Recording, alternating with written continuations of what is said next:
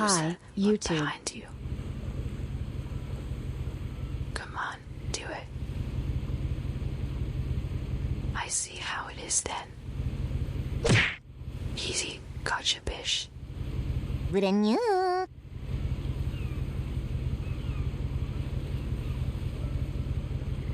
Right when I started recording.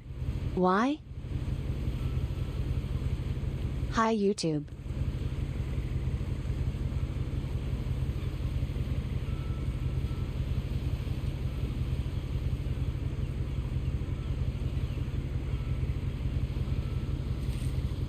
Okay. Let's see what this is about.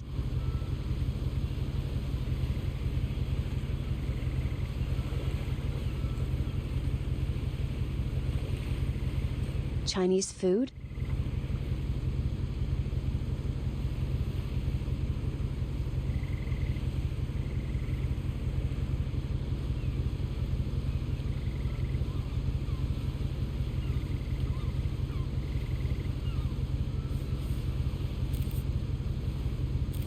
A lot of this isn't going to make sense to you, and I'm sorry about that. I'm just going to start at the beginning, with the house.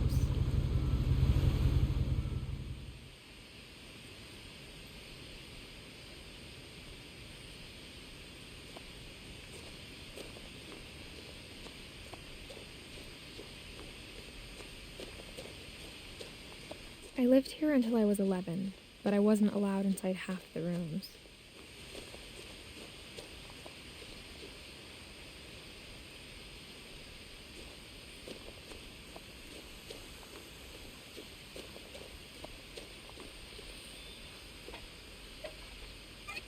Inside the mailbox were bills from 7 years ago, marked urgent, open immediately.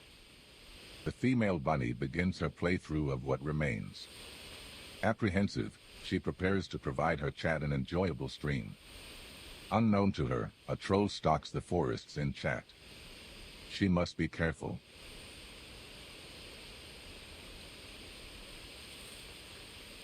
Bahamut. I will be careful. Thank you.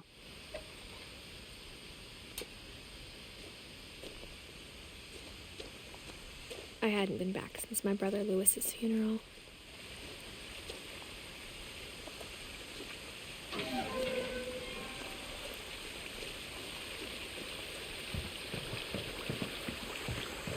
In her will, my mother left me a key, but didn't tell me what it unlocked. Maybe she thought I'd know, or she thought that the mystery would be enough to bring me back.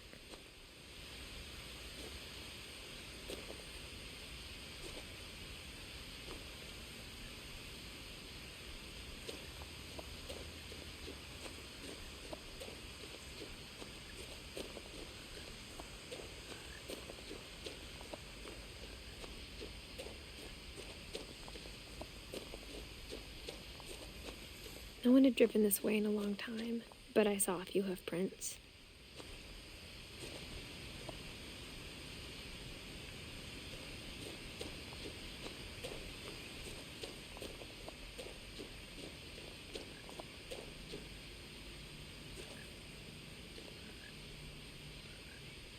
Giga. Hi. Welcome.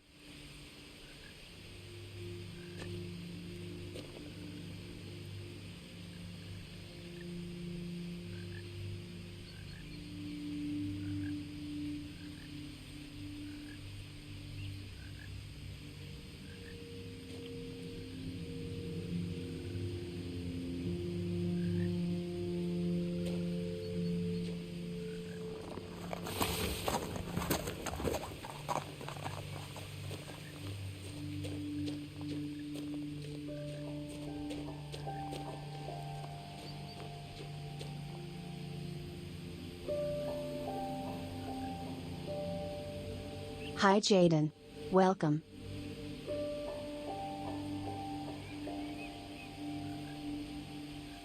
I think it was a doggy with horns. The truth is, even after I inherited the house, I never thought I'd come back to it.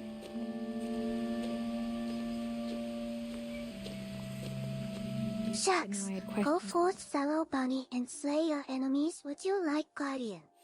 A family that only the house knew the answers to.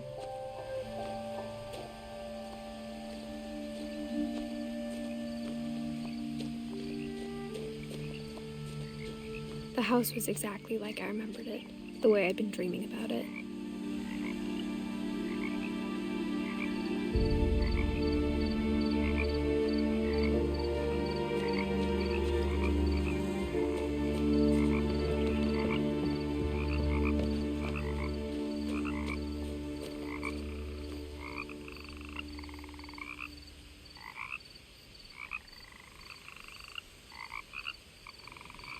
Is that her brother? Missing? Milton Finch. Seems like a kid. And a very old newspaper. 2003?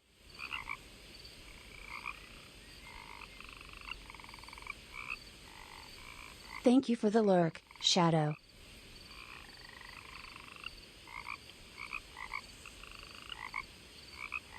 And Giga, I had a very good day. Thank you for asking. It seems that way, Jaden.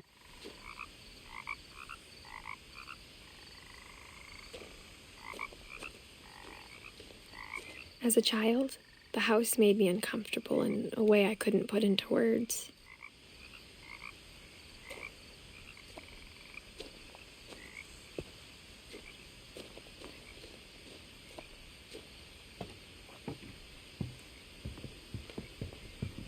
Now, as a 17-year-old, I knew exactly what those words were. I was afraid of the house.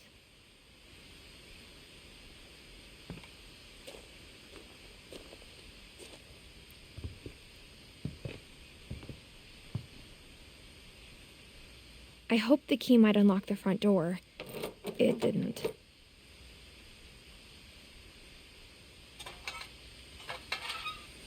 Looking in, I felt like the house itself had been waiting for me.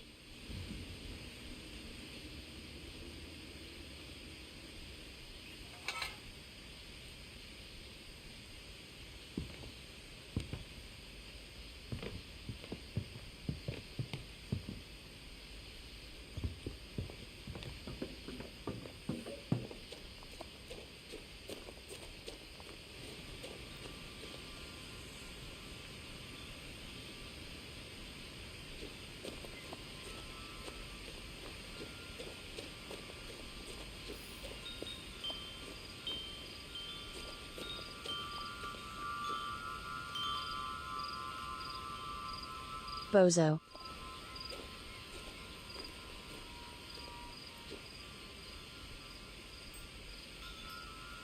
Thank you.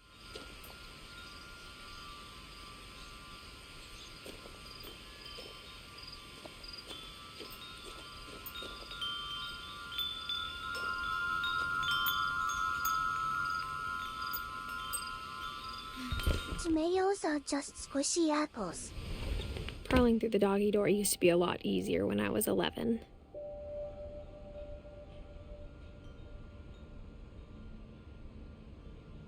Are they?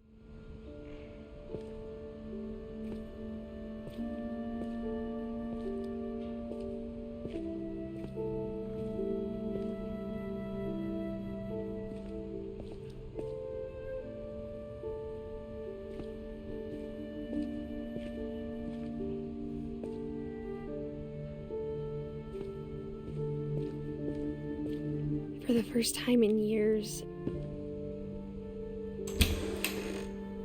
I felt like I was home.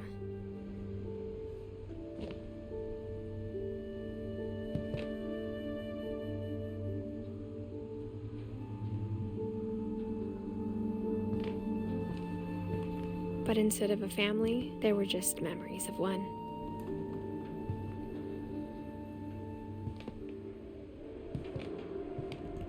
Like how only one restaurant would deliver to our house, so we had Chinese a lot.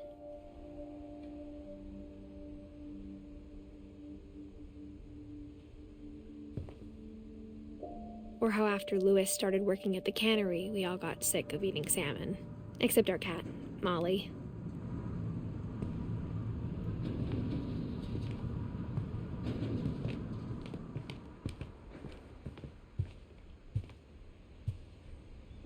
The table was still a wreck from the night we left.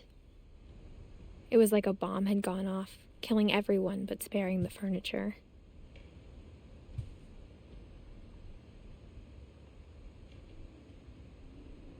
Edie?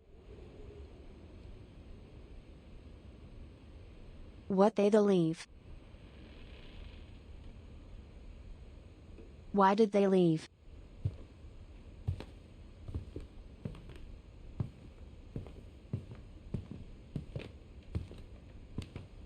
My mom was the only one of us who could imagine Great-Grandma Edie living in a nursing home.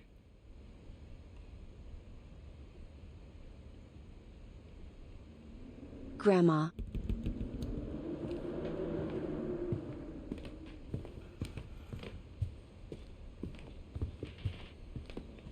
Nothing in the house looked abnormal.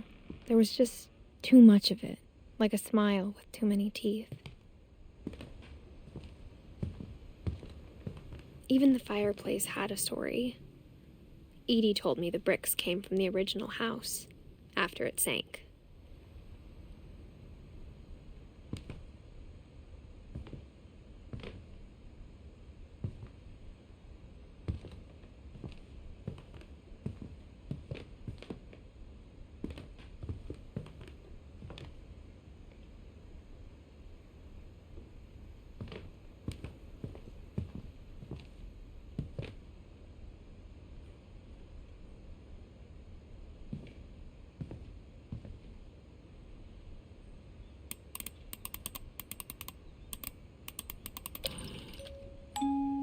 Great-Grandpa Sven built a music box for Barbara, along with the rest of the house.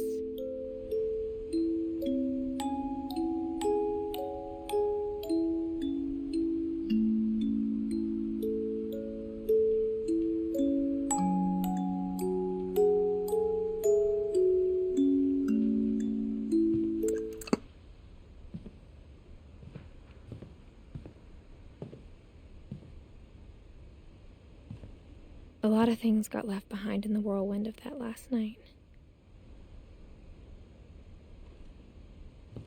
My mom wasn't much of an optimist, but she never stopped believing that my brother Milton was alive.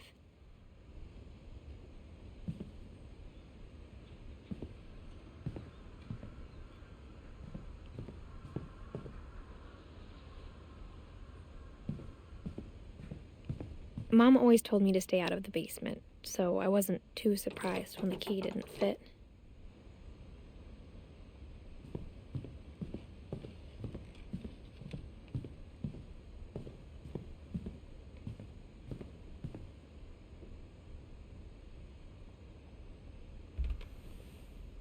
Edie told me once that every Finch who ever lived is buried somewhere in the library.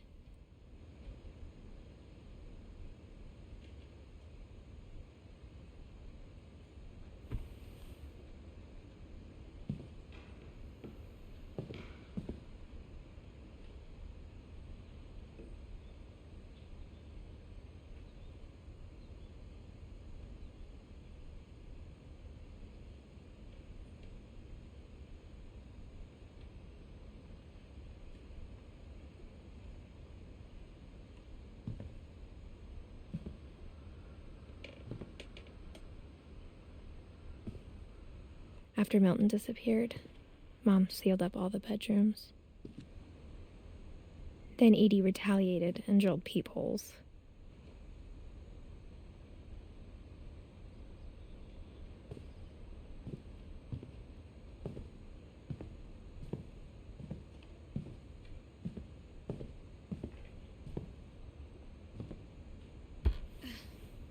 My Grandpa Sam spent 7 years sharing a room with his dead brother, Calvin. Peepholes inside all the rooms? Where is the privacy? Huh?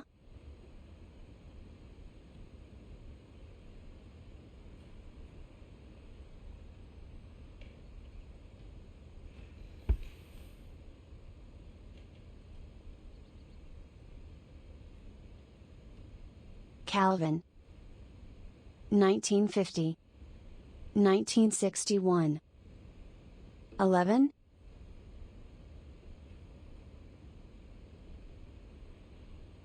Gregory. 1976. 1977. 1? As a kid, I just assumed every house had peepholes and sealed rooms you weren't allowed inside of.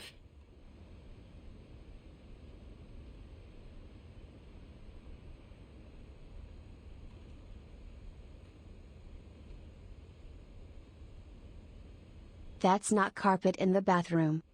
Right? That's not carpet?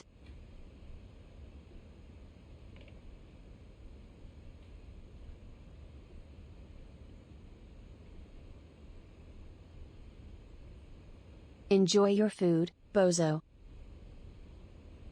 No way, Bahamut. No way. That's not good. Oh my god. And it's pink. Yes, it looks cute. But it's a restroom.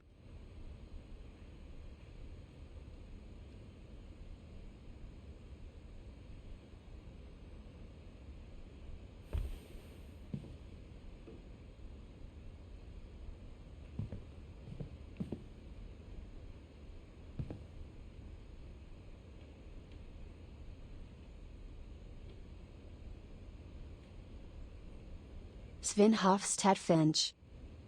1915. 1964. Eddie. Edie. 1917. 2010. They all died? The last time I was in Edith Sr.'s room, I was 10 and she was painting my portrait.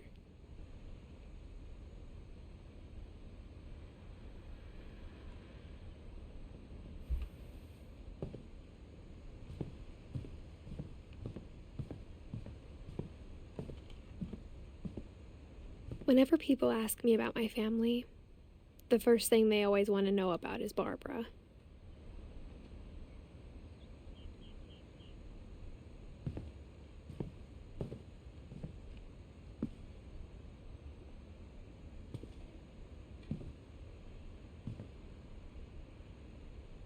(1944, 1960). Barbara. Edie's father, Odin, built the original house.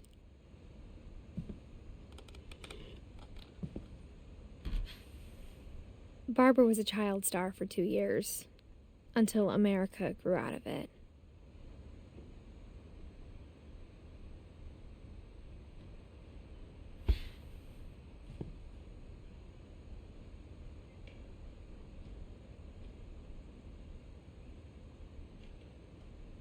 Hi Xavier. It's so good to see you again. Welcome.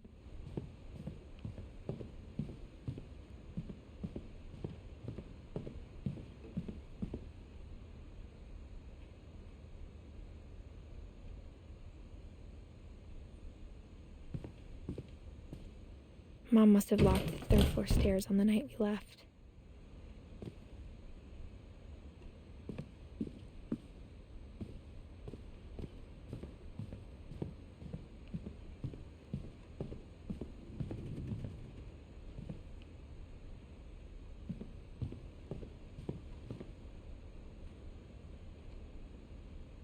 Molly. 1937. 1947. Molly always seemed like a girl I could imagine being friends with, if she hadn't died in 1947.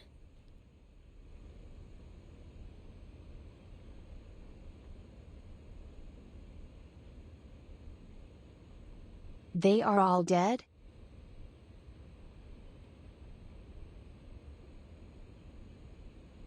Ah, Xavier. I hope not too bad. I hope you can rest a little bit.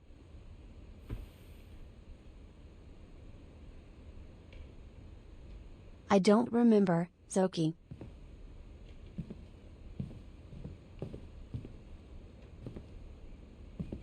I spent a lot of time playing in Great Uncle Walter's room. I think my mom sometimes regretted not sealing it up.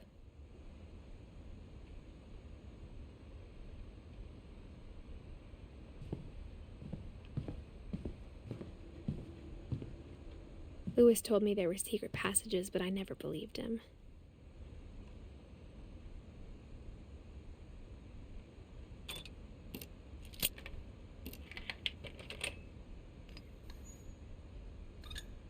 Turns out, my mom was really good at keeping secrets.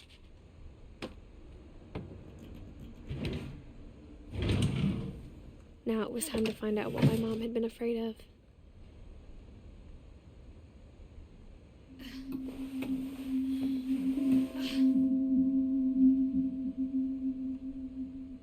From the paintings on the wall, it was clear my brother Milton had been here before me.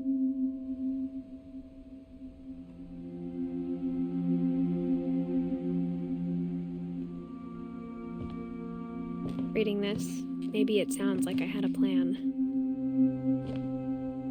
But I had no idea what was behind that door.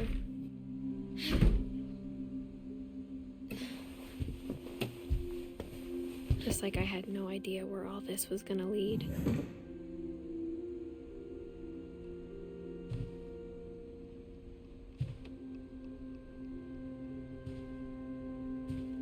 I grew up looking at Molly's room through the peephole. Being inside for the first time, I felt like I'd stepped behind a painting.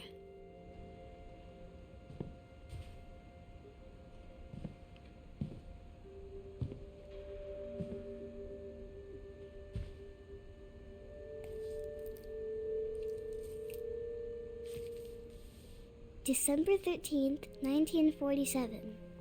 Dear Diary, I'll be gone soon, but I wanted to tell somebody about what's gonna happen. It started when Mom sent me to bed without dinner. I woke up and I was starving, so I looked around for something to eat.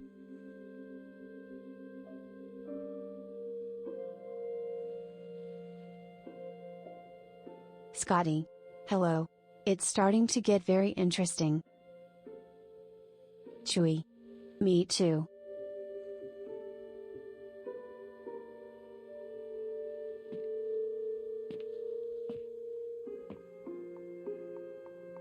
The gerbil food was dry, but I didn't mind it.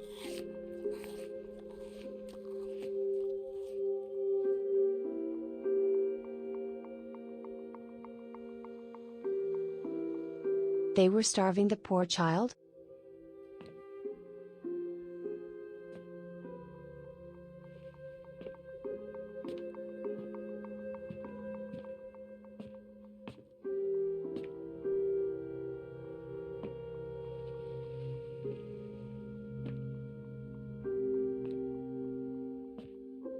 I thought about eating Christopher, but I held back.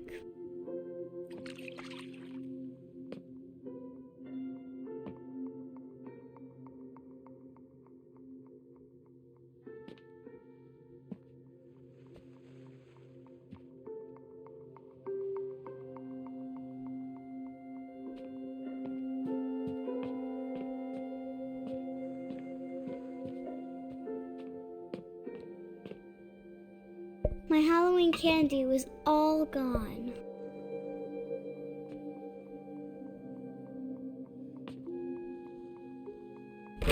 Mom, can I come out now?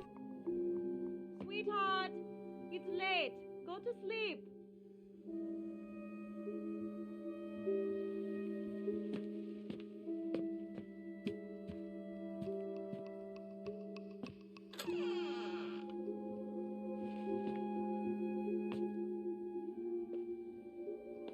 I kept eating and eating.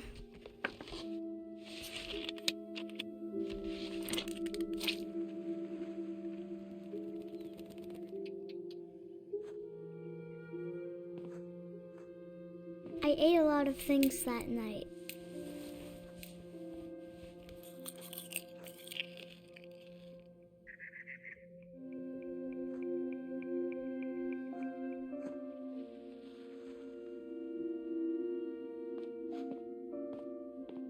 Then I heard chirping outside my window.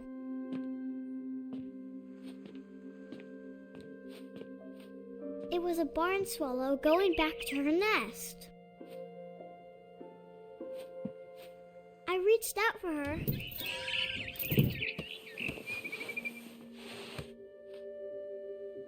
And suddenly, I was a cat.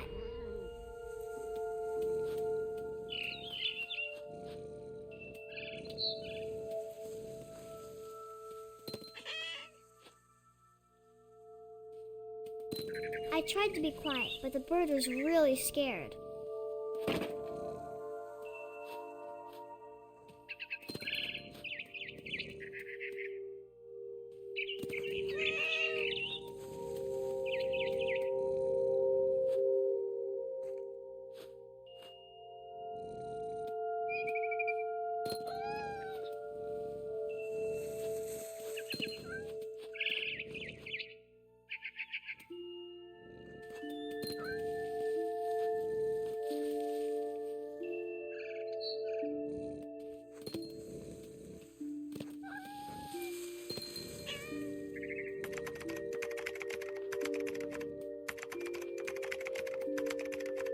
December 7th, 2022.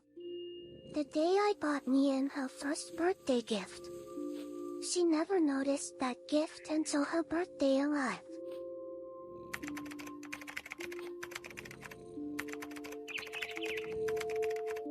That made me depressed since she always loved getting gifts.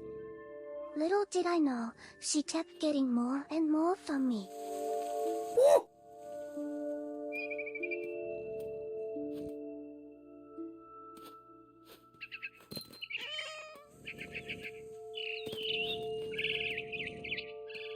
I jumped and I almost got her.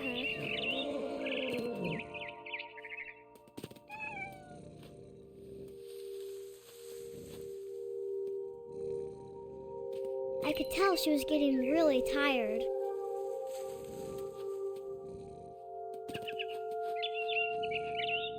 Now I was up in the big tree.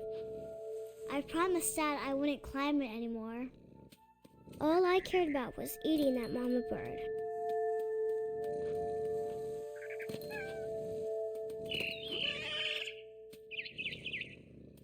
I gobbled her up.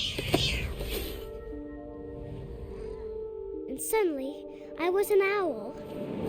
First, all I heard was the wind. Then I heard little teeth nibbling in the grass.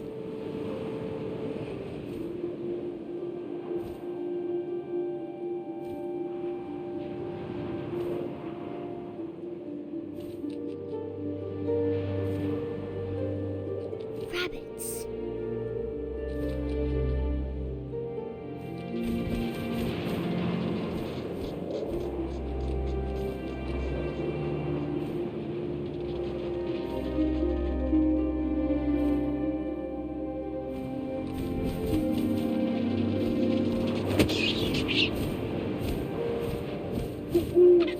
I imagined his face looking up and seeing mine through my talons. I swallowed him up, and I didn't chew one bit. Then I flew off to find something bigger.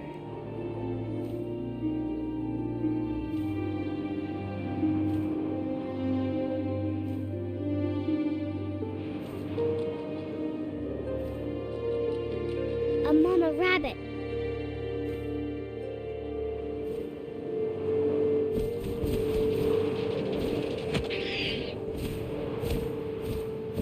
She was almost too big to carry.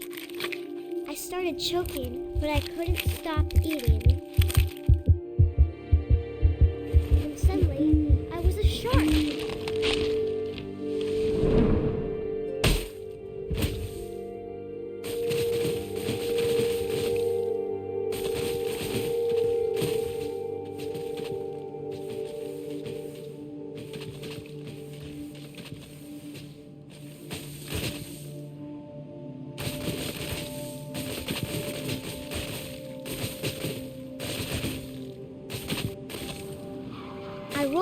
cliff and into the ocean.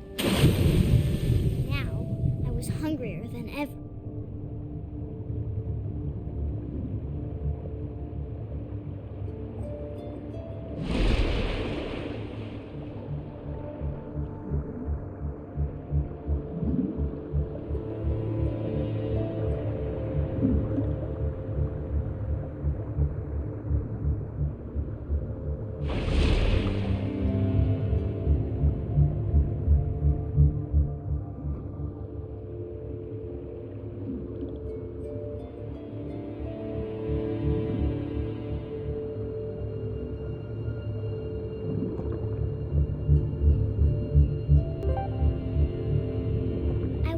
Fat, juicy seals.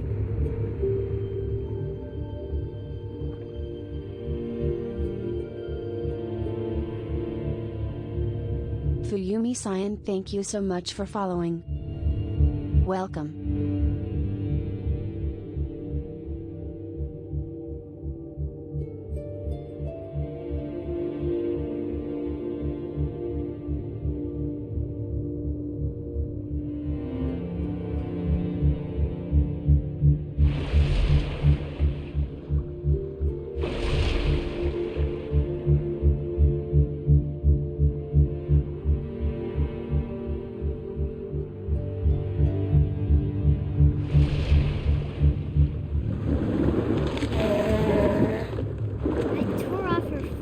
And it tasted really good.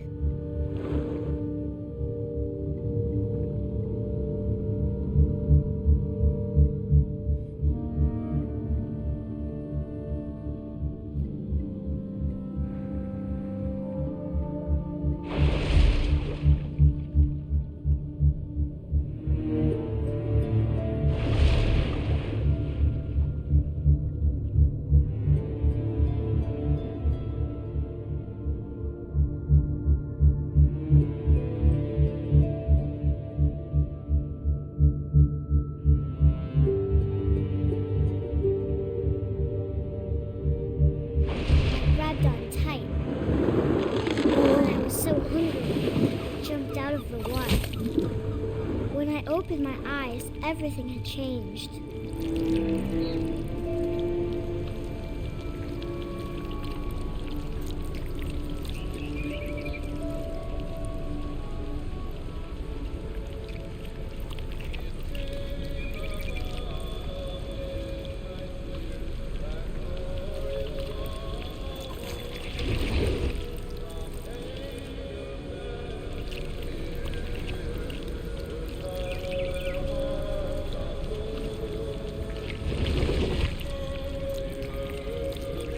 A monster, and I smelled people everywhere.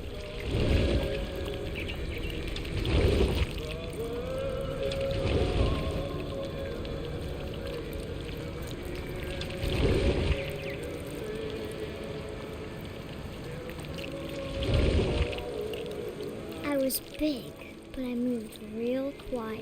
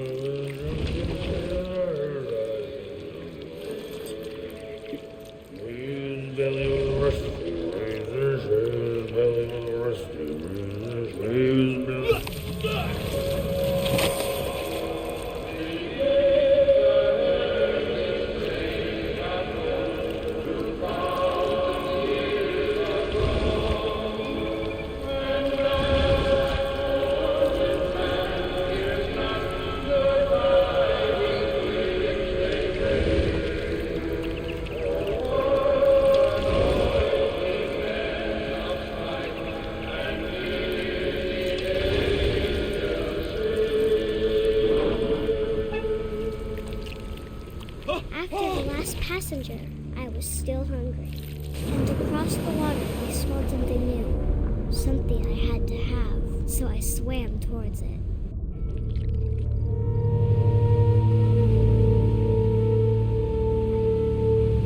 What is going on? I slithered onto the sand, and the good smell went into an old pipe.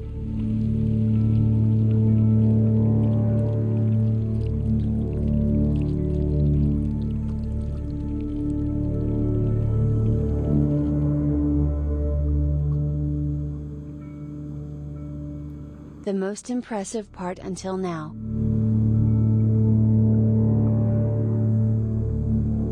It's that I am literally controlling everything that is happening.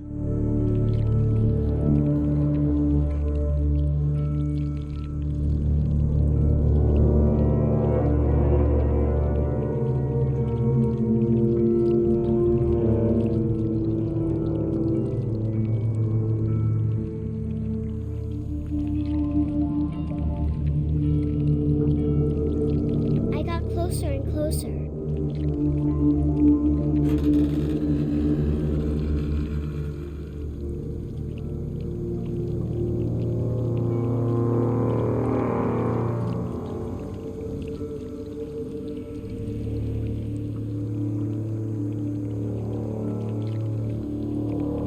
All of my stomach started growling. And suddenly, I was me again. I held my breath for a long time, but I couldn't hear anything. I think it's waiting for me to fall asleep. But it's not going to wait much longer. It needs to feed, and we both know I will be delicious.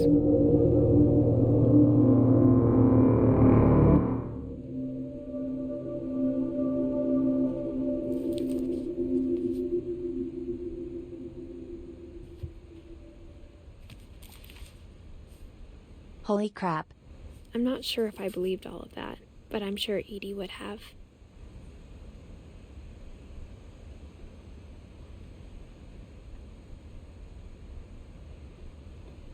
She had an eating disorder.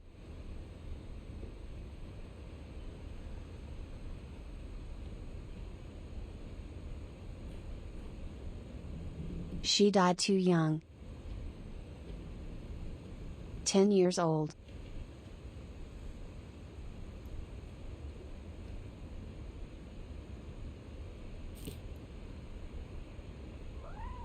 I got the sense Edie had spent a lot of time here, before my mom sealed the doors.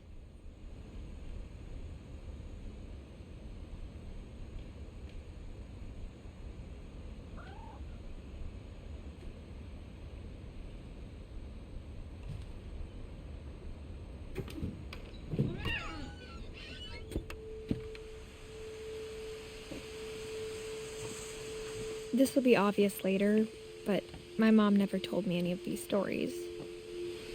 Edie would have, but Mom didn't like bringing up the past. Though, when we adopted a stray kitten, she was the one who named it Molly.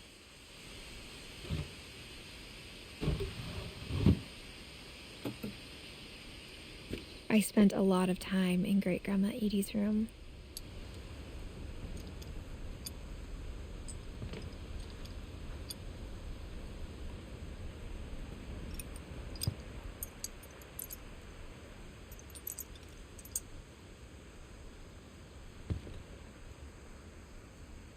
We got along, and it was a good place to hide from my mom. When Edie told people Sven was killed by a dragon, she could also have said he was building a dragon-shaped slide that collapsed. She could have, but she didn't.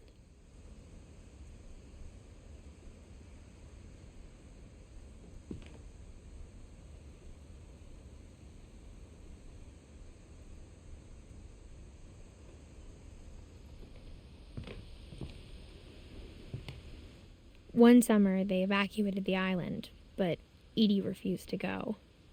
For a few weeks, she was a celebrity.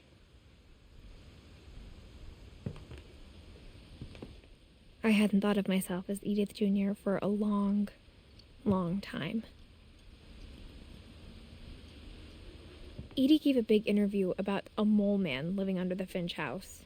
My mom was furious.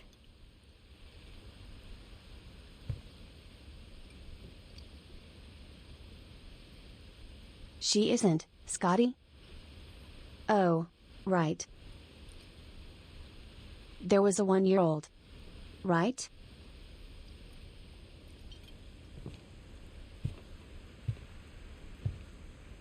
Louis died a week before we left, but Edie had already started to memorialize him.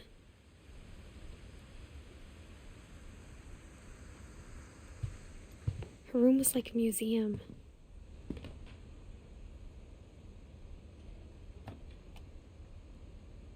For 500 years, the Finches have been famous throughout Norway for their fortune and misfortune.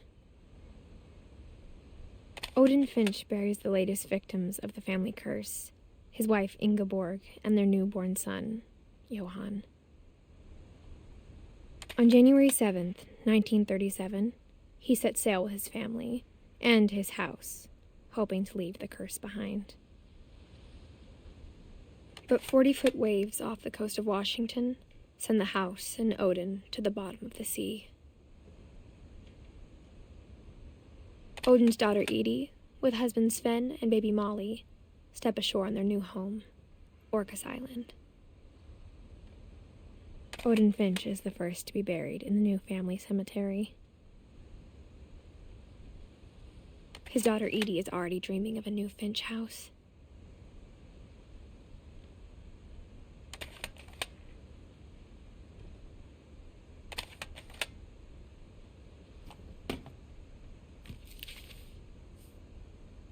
Whatever's wrong with this family, it goes back a long ways.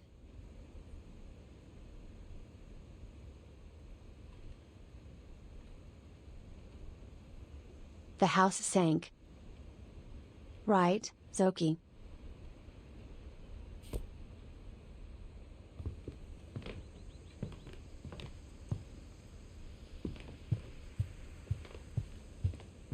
Even in her 90s. Sometimes Edie seemed a lot younger than my mother.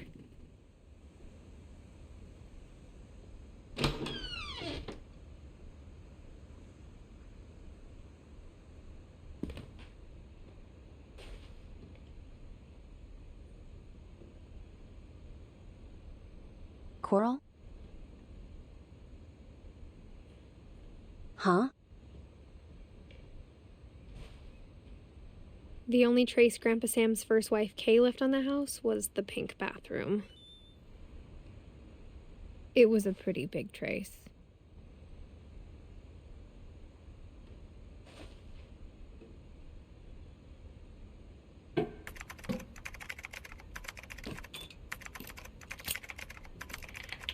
March 29th, 2023.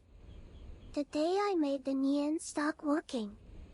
On this day I gave the Nyen her own Nintendo Switch. All I wanted was to see her cry, but she just stopped.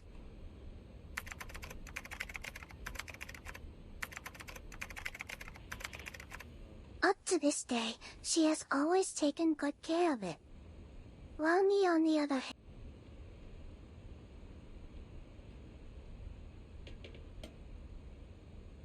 While what?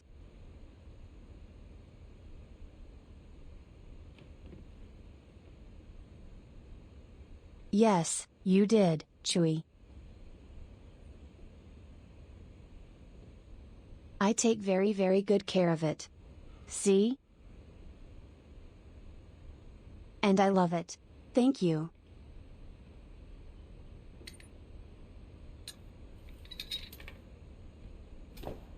There's a secret in this bathroom. It's in the last place you would look. It isn't in the cupboard. It's hidden in this book.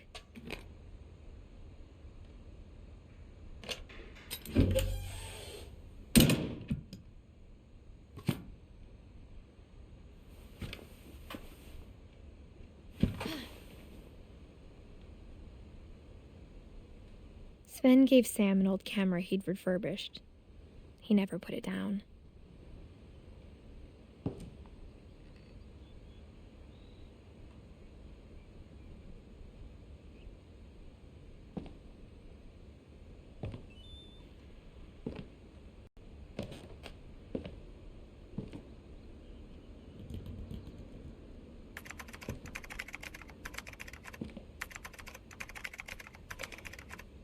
as I was saying before rudely being cut off, I waited for my kiss from Nyen for giving her the switch. But I gave you one. Edgar. Hi Edgar. Welcome.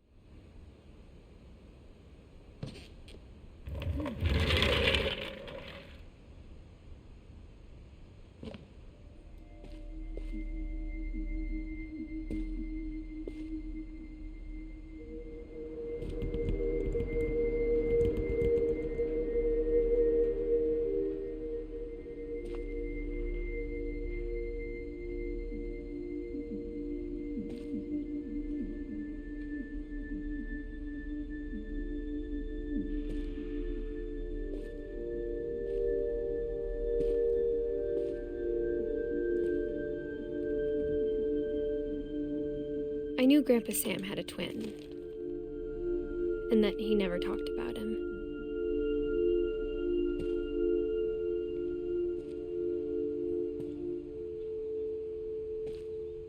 I guess my grandpa didn't like history any more than my mom did.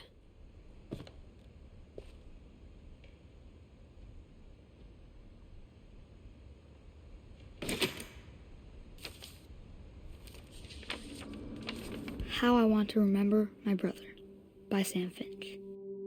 The thing I remember is that when he made up his mind, that was it.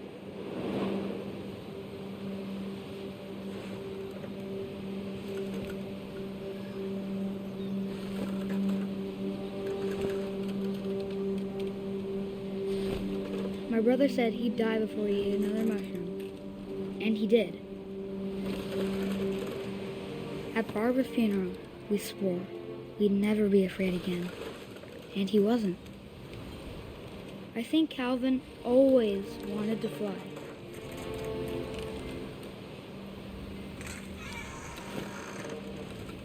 Sam! Calvin! Dinner's ready! Coming! But that day, he finally made up his mind to do it.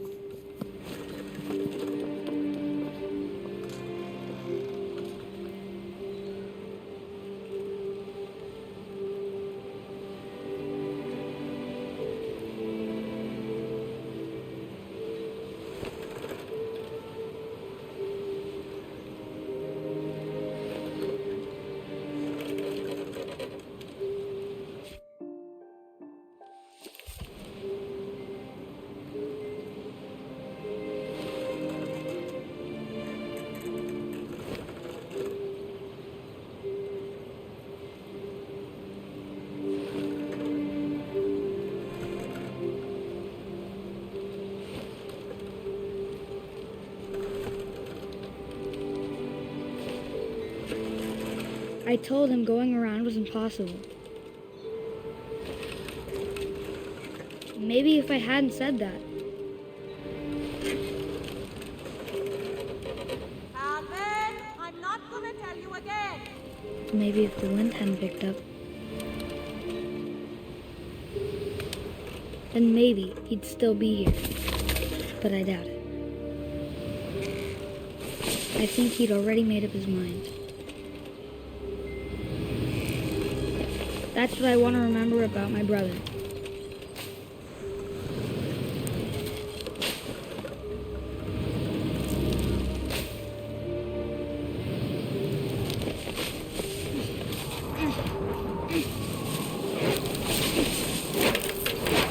The day he made up his mind to fly. And he did.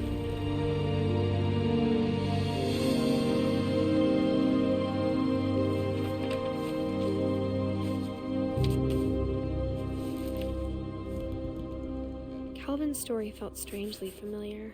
When I was younger, I remember trying to do the exact same thing. Wow.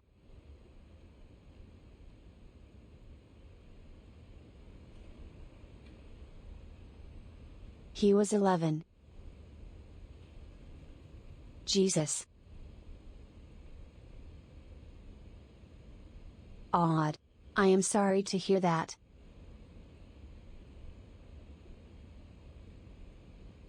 I hope it's not too bad.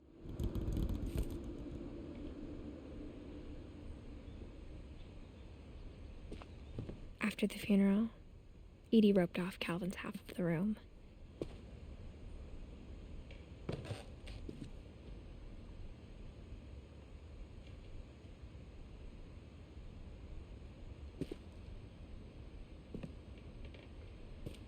Mom said Grandpa Sam enlisted at 18 and never set foot in the room again.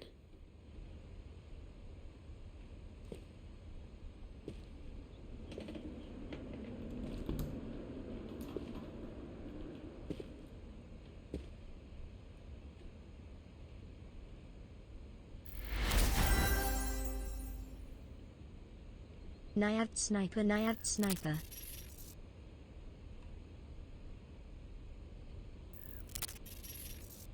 Octavarium. Hi. Thank you so much for resubscribing. 3 months. Thank you so much, Octavarium. Octavarium. Thank you, and welcome.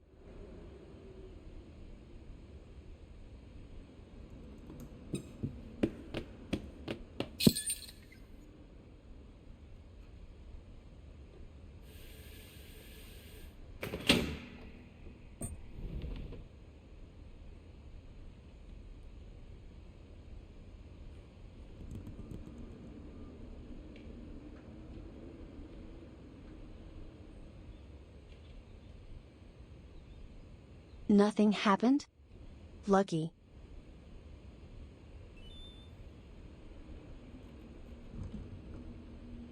But let me check about that Octavarium. Wadagula. Let me see.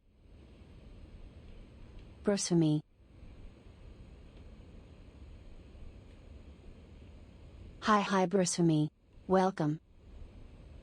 Let me check. Just a second.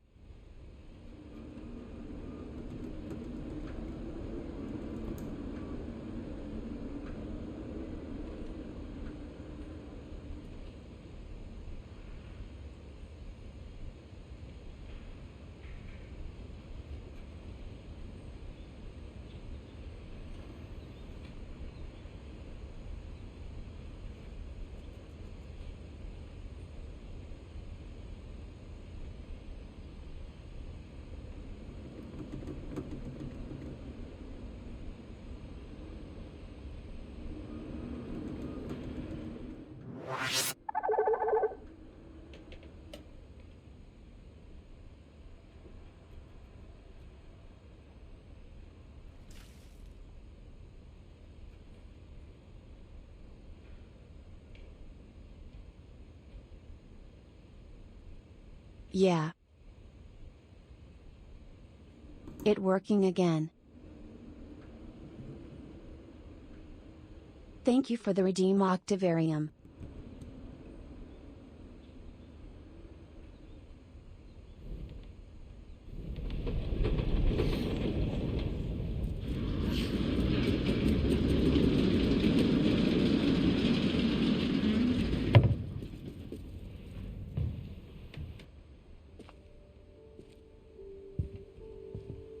The passages were a pretty tight fit. They'd obviously been built for smaller hands and bellies.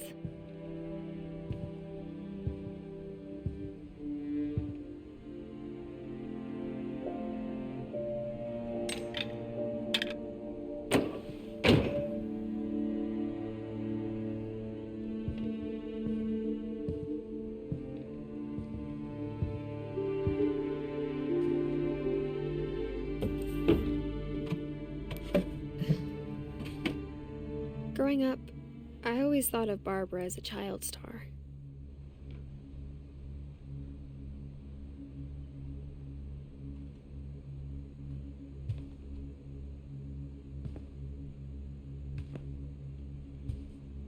I never thought about how hard it must have been for her afterwards.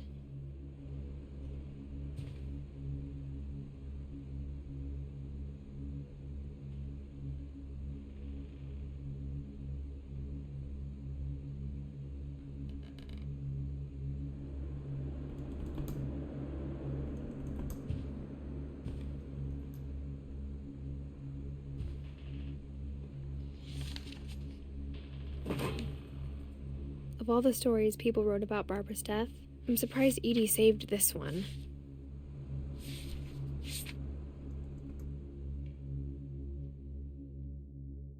Old Jack here with another ghastly tale inspired by America's most unfortunate family.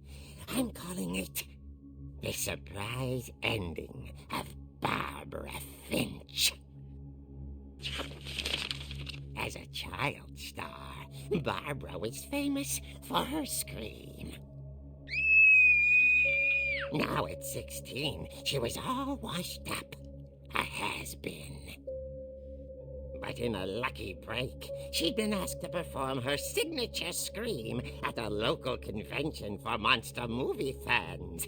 It was just the boost her career needed. Unfortunately, her scream hadn't aged well. Getting better. I think you just need the right motivation. Her biggest fan and current boyfriend, Rick, was about to demonstrate when... Now that was a great scream. It was Barbara's father, Sven. He'd slipped into a table saw and had to be rushed to the emergency room. So Barbara got stuck babysitting her youngest brother, Walter.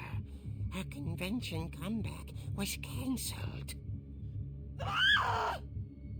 Okay, I'm hearing frustration, but I'm not hearing terror. What if I tried... A gang of hoodlums in Halloween masks have been terrorizing Orcas Island tonight. Police are urging residents to... That came from the basement. You're right!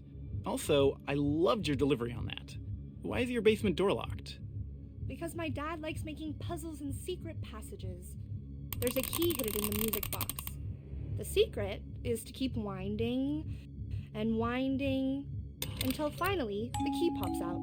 Thanks, babe. I'll be back in a sec. 20 minutes later, Rick hadn't returned. So Barbara went to look for him, right on cue. She reached for the music box.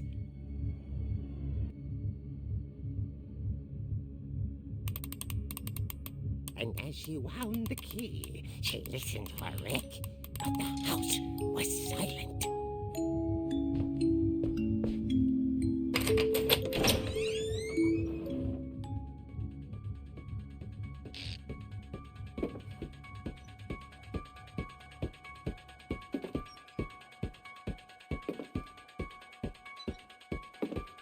She found Rick's crutch and imagined the worst.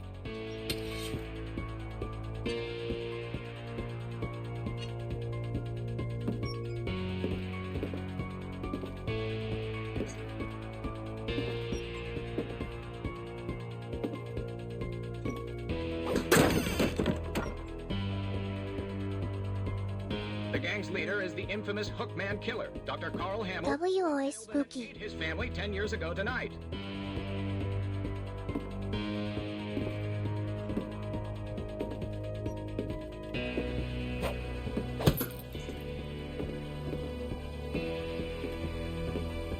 The old fridge rattled and grew still.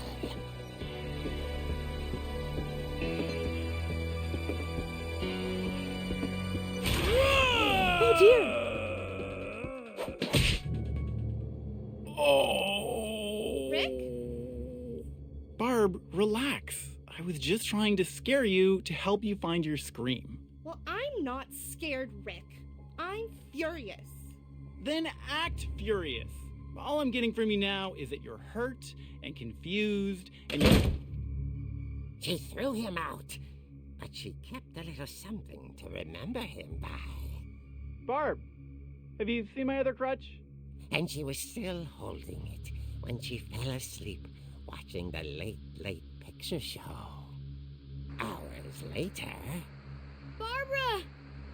Walter, what's going on up there? Ah! Okay, I'm coming up, but if this is a trick, you're dead, Walter.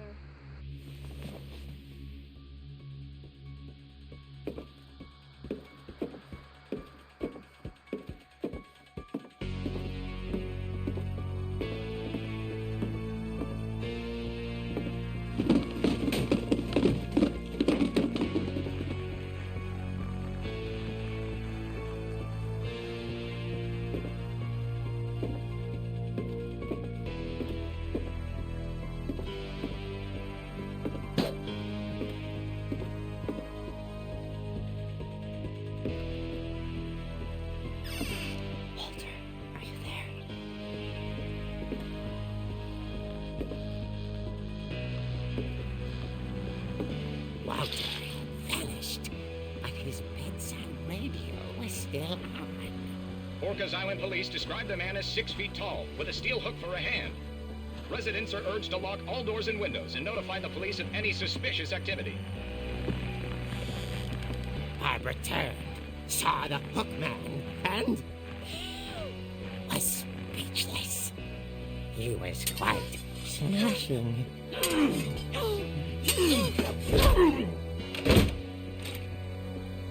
And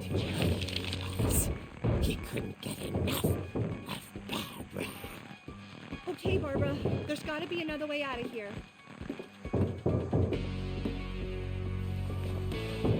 That night, she played her part beautifully.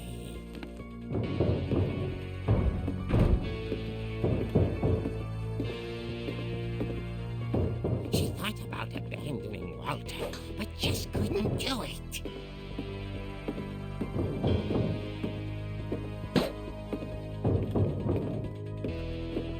Molly's door hadn't been opened in years.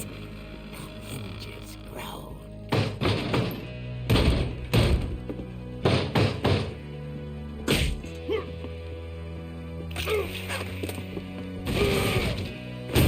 He wasn't moving, but she sensed the story might not be over yet.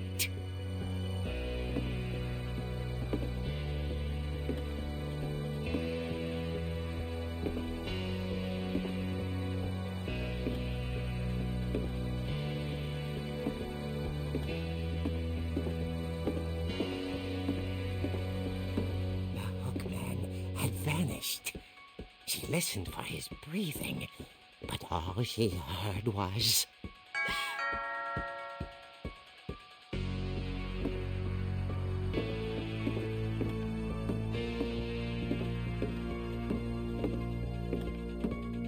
At the door, she heard whispering.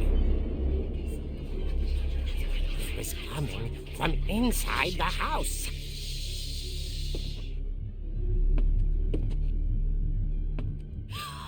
Oh dear. Surprise! Bravo, Barbara! You were wonderful! We love you! The monsters had come to surprise her. For Barbara, it was a dream come true. Then she saw what kind of monsters they were, and she realized what was about to happen. She was going to be famous. And with her final breath, Barbara Finch gave the performance of her life.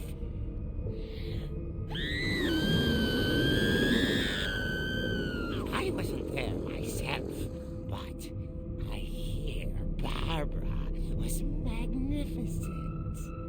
Poor girl. She had a taste for stardom. But unfortunately, so did her fans. Of course, the police blamed it all on poor Rick, who disappeared the same night.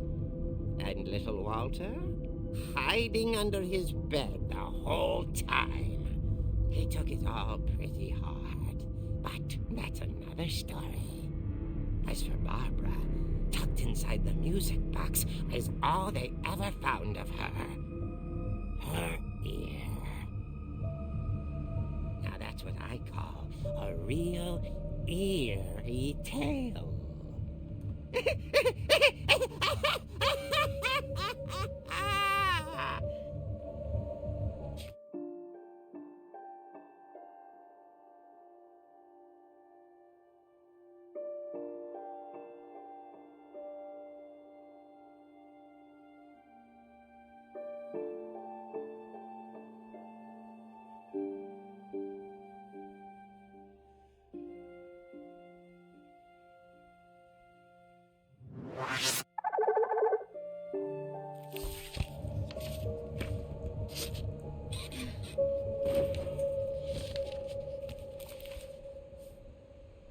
Edie told me all Barbara wanted was to be remembered, as absurd as that comic was. Maybe what Edie saw was a happy ending. Okay, Listen. The story was over the top. But this is the real scary thing. She died. She disappeared for real.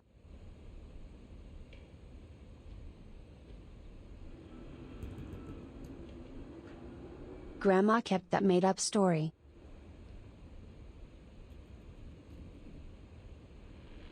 Because apparently it's better than the reality. She was murdered.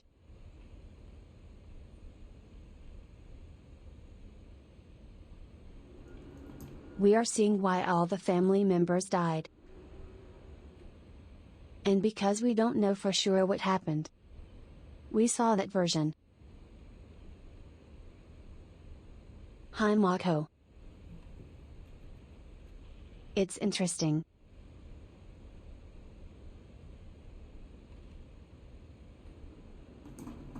Exactly, Zoki. It was over the top on purpose. But Walter did see what happened.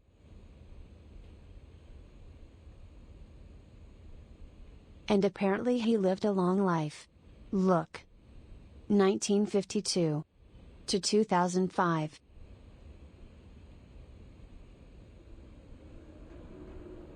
We have to see if he left something.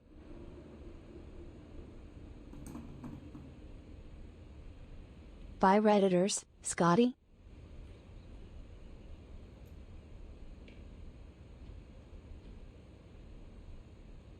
Yeah. Let's see what else happened to the rest.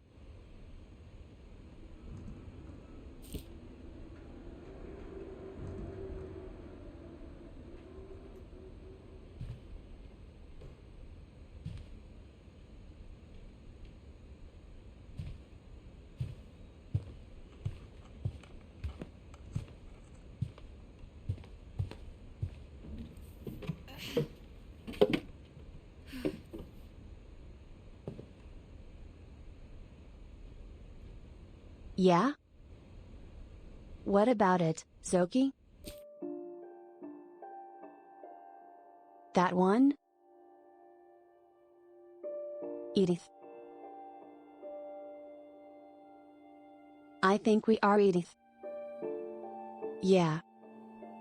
That's us.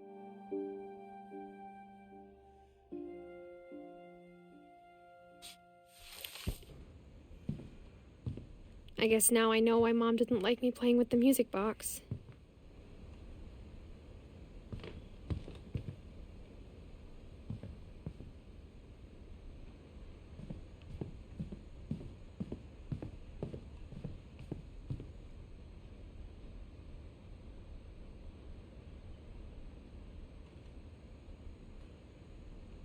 You think so, RM?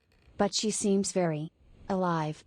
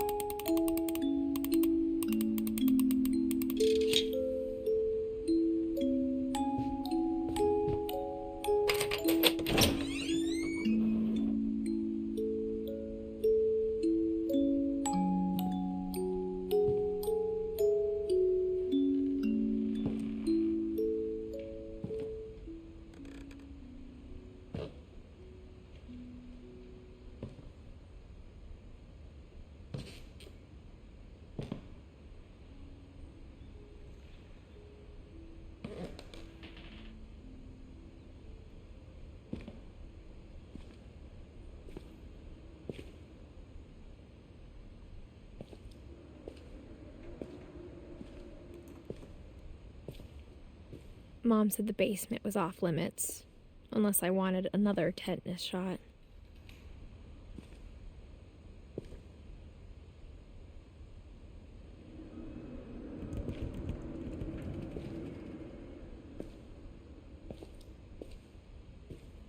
I saw Edie sneak down to the basement once, carrying packages.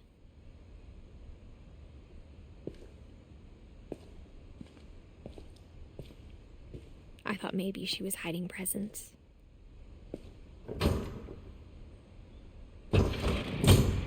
It turned out she was hiding a lot more than that.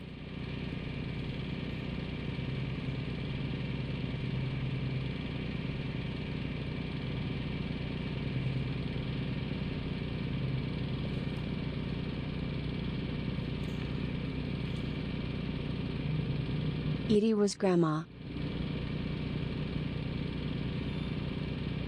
Navek. Hi Navek. Welcome.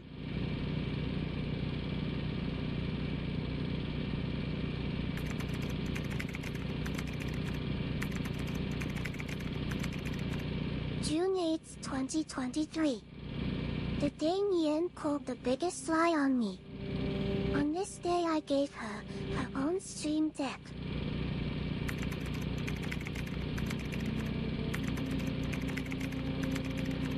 She promised to show me the stream deck 5 months later. I'm still waiting to see it.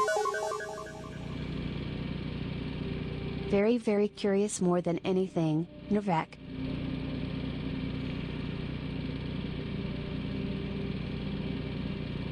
It's been a very interesting ride.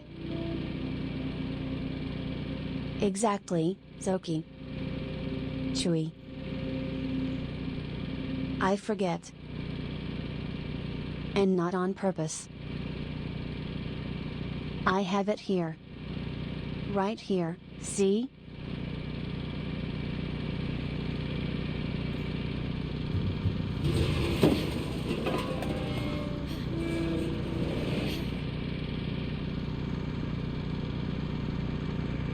I remember asking Mom once about where Walter had gone. She said after Barbara died, he got as far away as he could.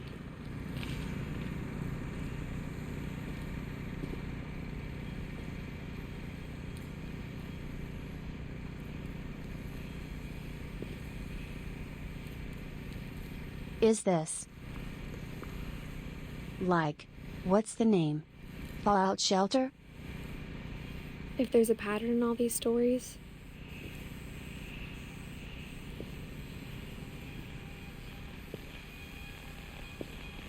I think it's that none of us has gotten very far.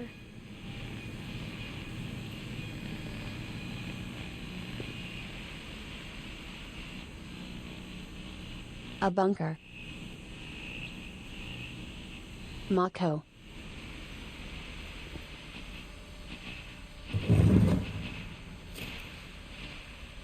Goodbye, everyone. I can't believe I've been down here for 30 years.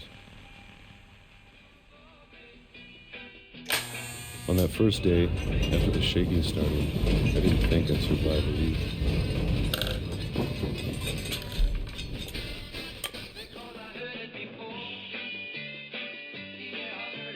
No freaking way. He was living down here. For 30 years. By himself? Was it? Because of what happened to Barbara. But after a few days, I settled into a routine. That's what kept me sane. Having a schedule, living for today.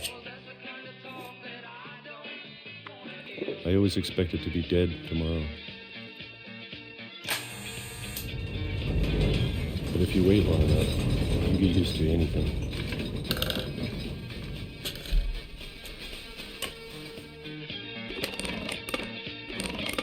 Even a monster on the other side of the door starts to feel normal. Almost friendly.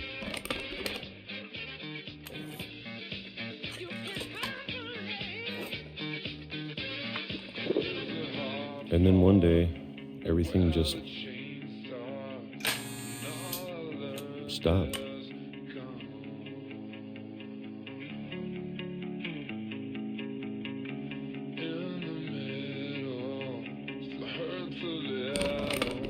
Whatever that thing was, it was gone. Maybe it got tired of waiting. Or maybe I just got tired of being afraid.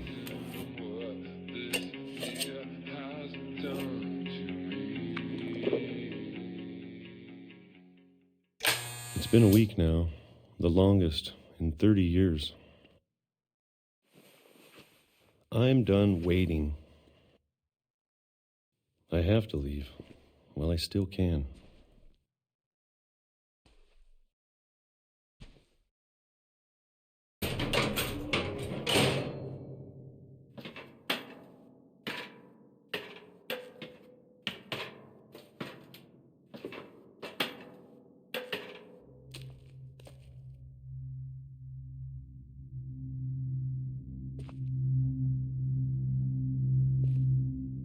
I know it's out there, somewhere.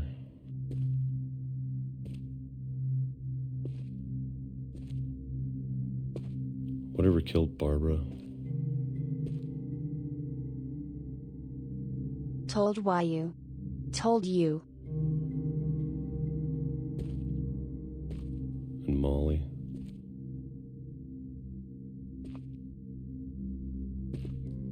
And Calvin.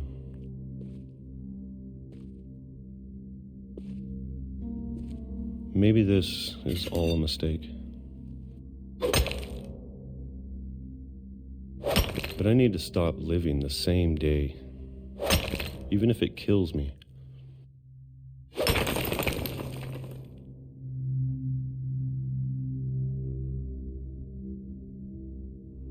Whatever's out there, I want you to know I'm ready for it. I'm going to appreciate all of it, especially the food. I don't mind if I only have a year left, or a month, or a single week. I'd be happy with one new day. I can already imagine the sun on my face.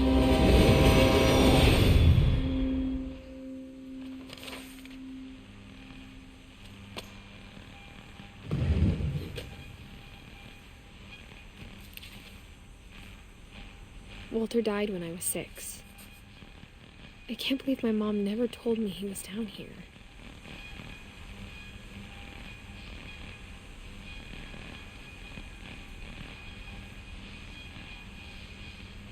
That's insane.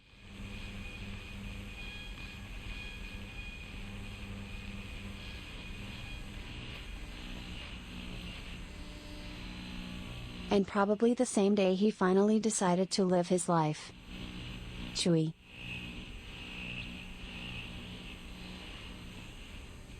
We just saw how Walter died.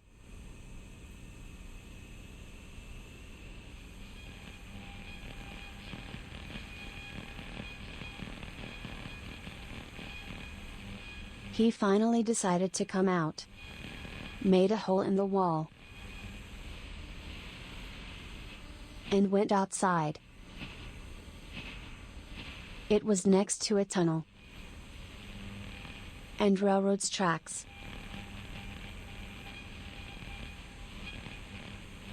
And he got hit by a train.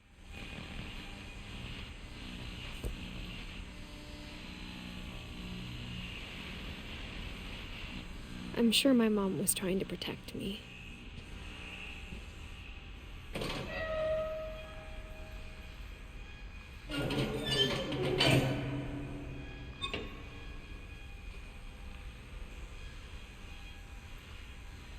My guess is, after 30 years in the dark,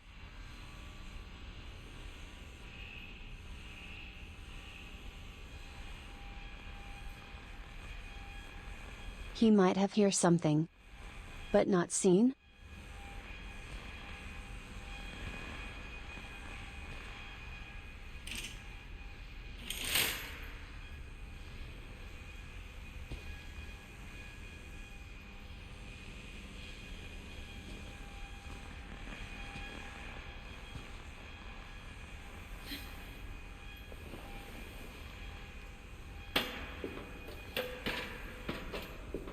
Maybe she was afraid I'd end up like Walt. Wait. Wait. Exactly, Zoki. Every time. At the same time.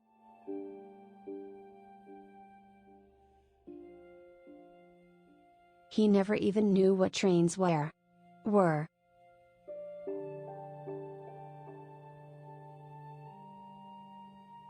He didn't know what it was.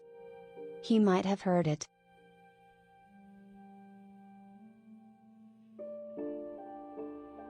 But he had no idea what trains were?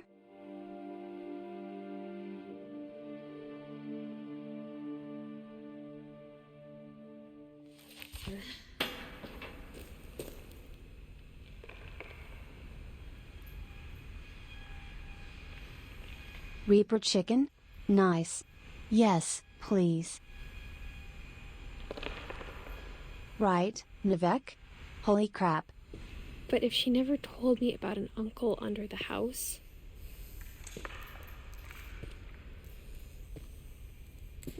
I can only imagine what else she was hiding.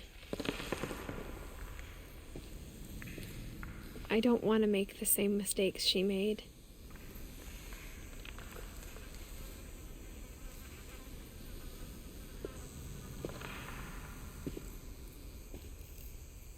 Trying to bury something that's still alive.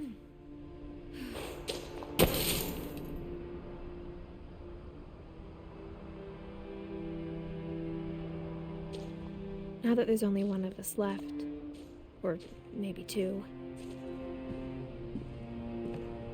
I thought it was time I heard the stories for myself and found out what happened to everyone else.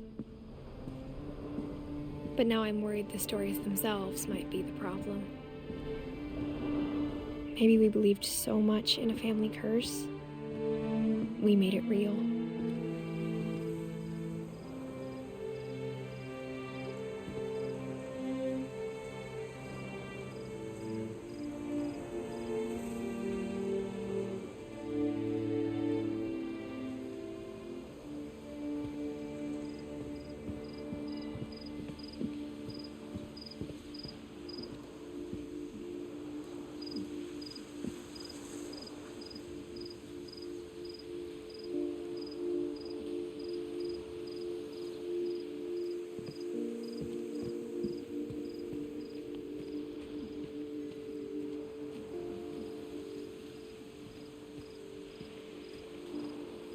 I don't know if I should even be writing this.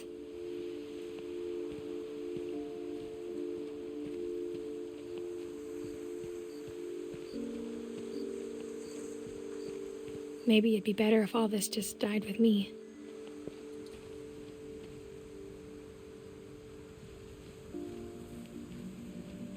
But I thought you should know about your family.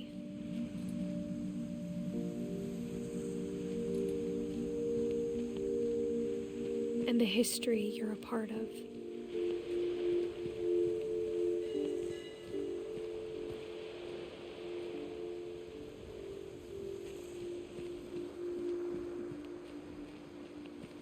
Though to be honest, I feel as lost as you probably do right now.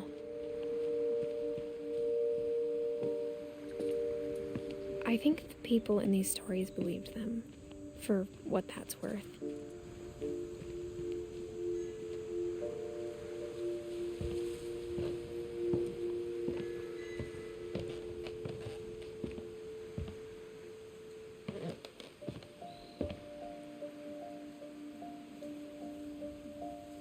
It seems like it. And when you look at the house, that history of imagination and stubbornness and madness, any of it seems possible.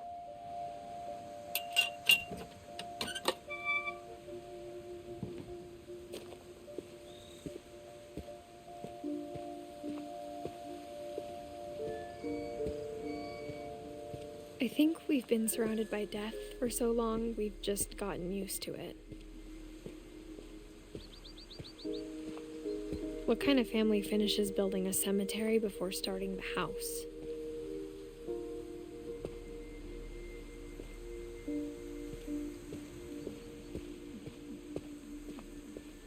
It's embarrassing for me to admit this, but the pet cemetery made me more uncomfortable than the human one. 3 of the gerbils were mine, and 2 had been my fault.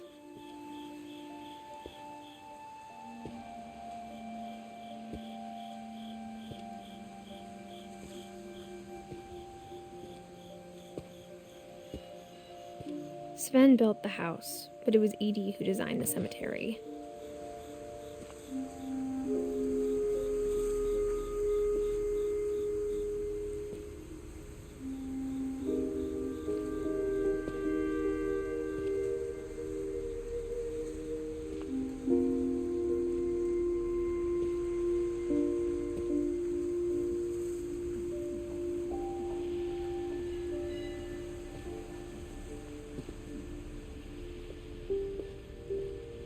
I'm sure Odin's monument had been Edie's idea. My mom was always trying to move on, but for Edie, the past never went away.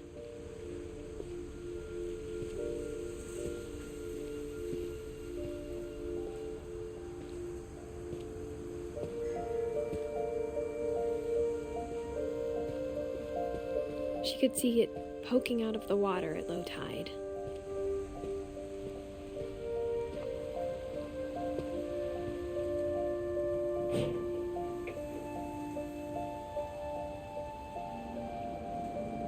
Edie said she dreamed about the old house every night.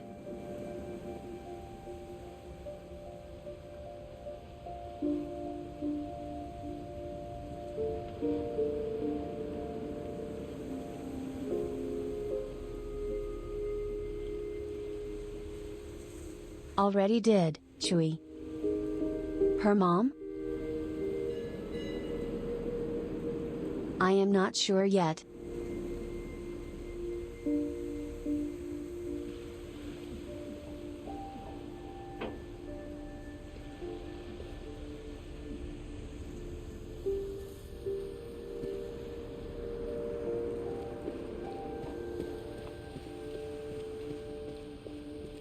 Edie's side was always easier for me to understand. But the older I get, the more I can see where my mom was coming from. Her dad had been pretty strict, but it wasn't enough to save her brothers. She was just trying to do better.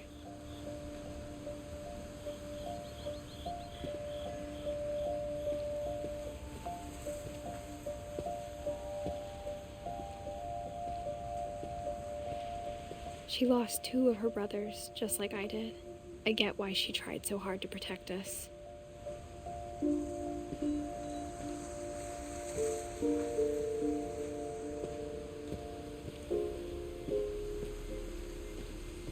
There's so many things I wish I could ask my mom now. Part of me thinks this is what she wanted all along. For me to come back someday and find everything out for myself.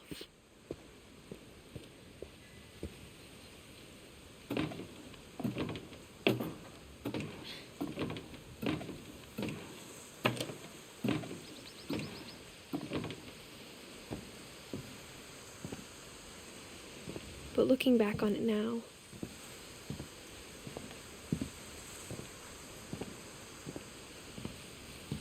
if she told me there was going to be so much climbing, I never would have come when I was 22 weeks pregnant.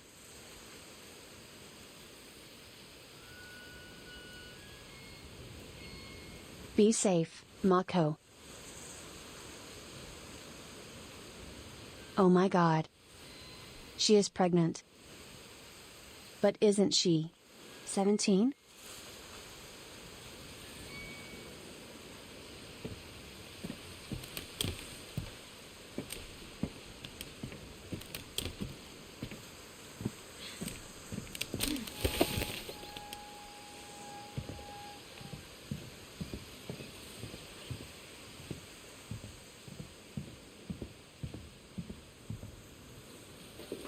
I never met Grandpa Sam, but I think he and my mom had a lot in common.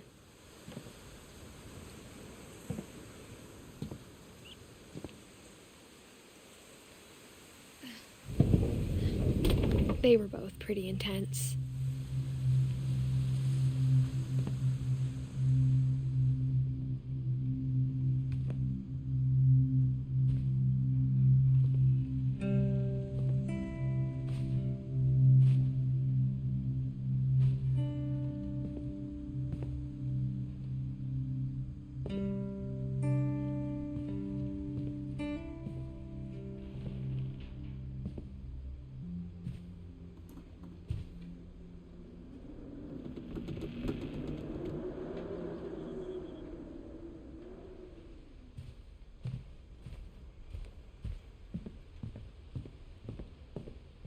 Instead of hiding from death, Sam seemed to go out of his way to meet it.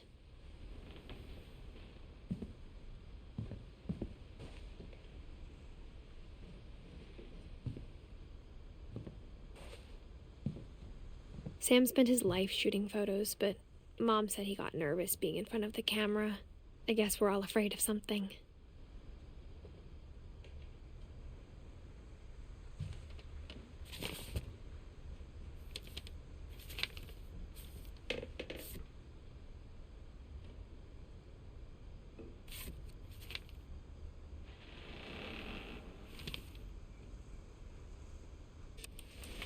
Dawn, I promise, you'll never forget this weekend. Yes, sir. These memories are going to last a lifetime. Hmm? Perfect. Am I gonna have to shoot anything? It's gonna rain the whole weekend, isn't it? I will never forget this weekend, Dad. That's the spirit. Okay, got it. I'm gonna take some pictures, okay? Just be careful. That camera's older than you are.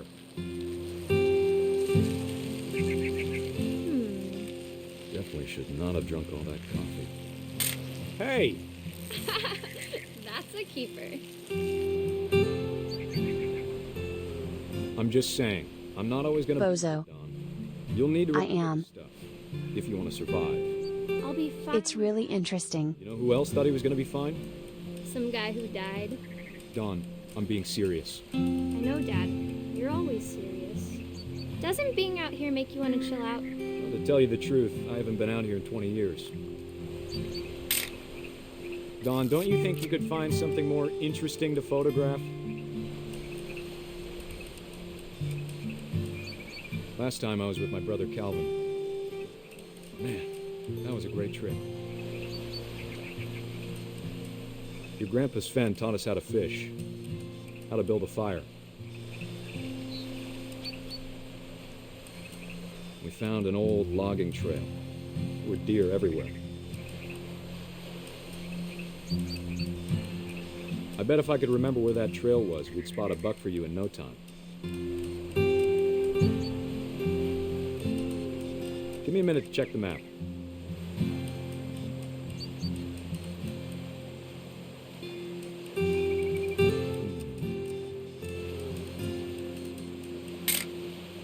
You don't need to waste any more film on me, kiddo.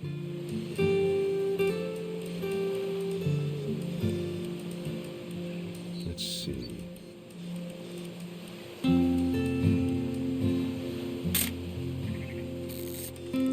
Maybe.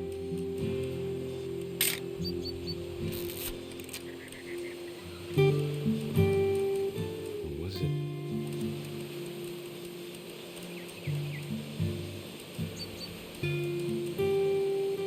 Could have been.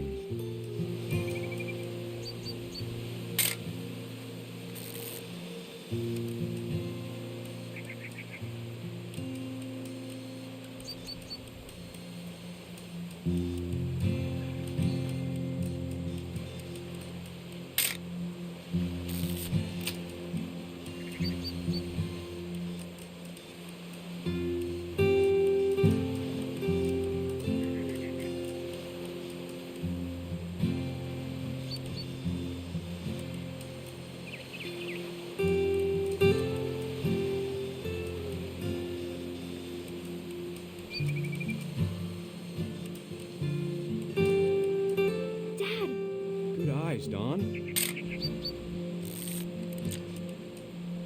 Before you take the shot, let me get a picture of it.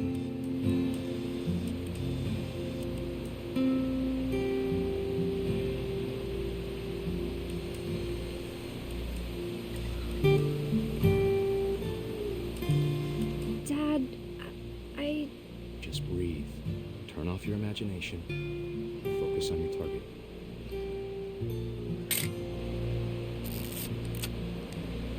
Let me get behind you. Do I have to do this? Dawn, you don't have to do anything. But if you want to survive, you'll need to be strong.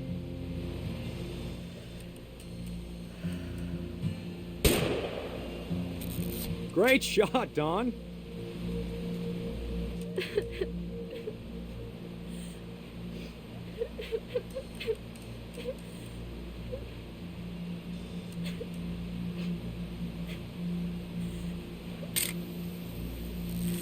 I'm proud of you, Dawn.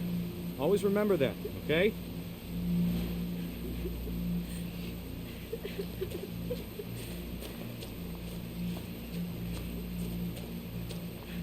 Sorry, Dawn, just gotta reset the timer.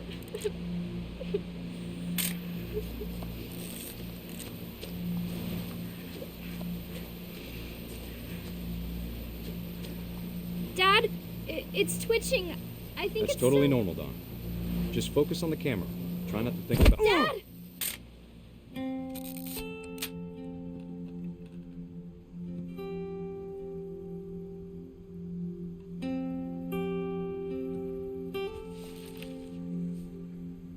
Of all these... No freaking way. That's the one I wish most that my mom had told me.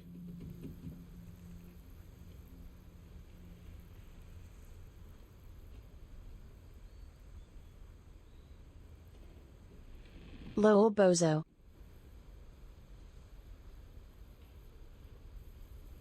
Martyrdom perk?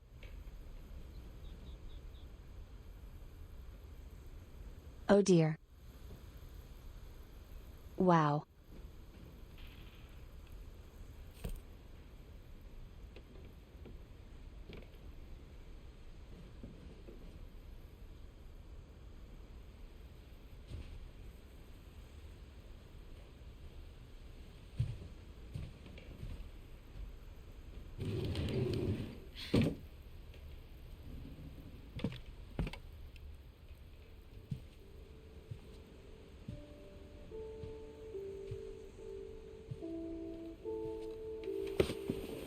After Sam died, my mom and Edie got really close. They'd both lost a lot.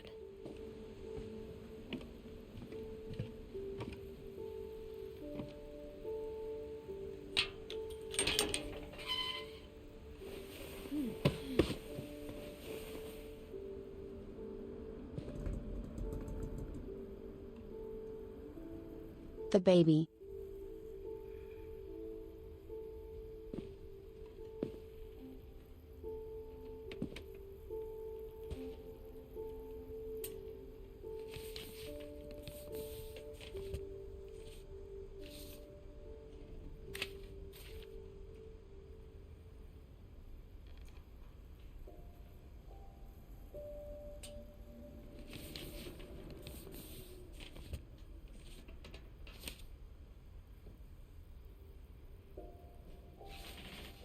Dear Kay, do you remember the way Gregory used to laugh when he thought he was alone?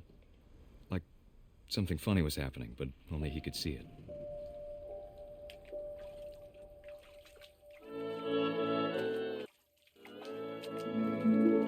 I think he saw things the rest of us don't.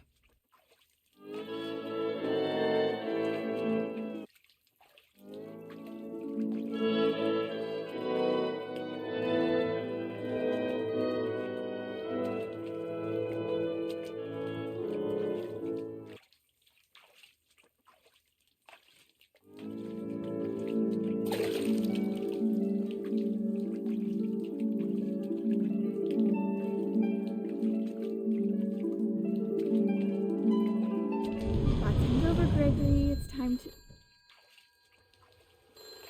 Hold on, sweetie. Hello? Sam, I told you I don't want to talk right now. I wonder what he saw. What his world was like.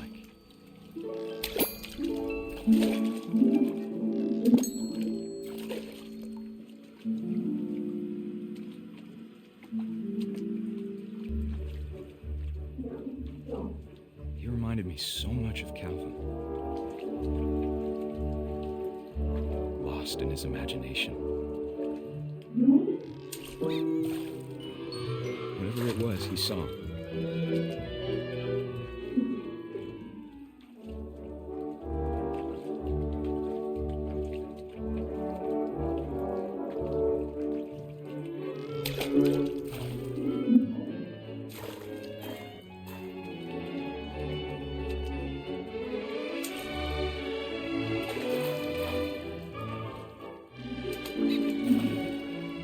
Sure made him happy.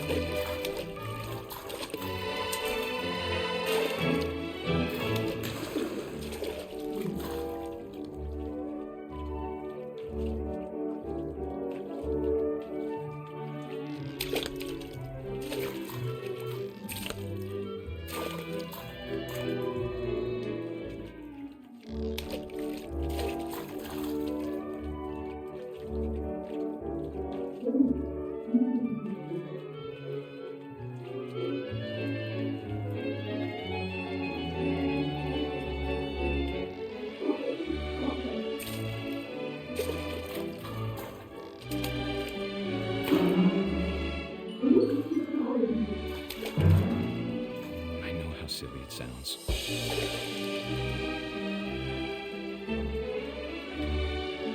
That I worried about a baby being too happy. But I could feel him slipping away. Sorry about that, Gregory.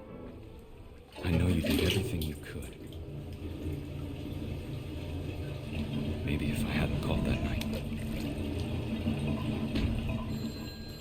Damn it. Hold on, I don't want Gregory to hear this.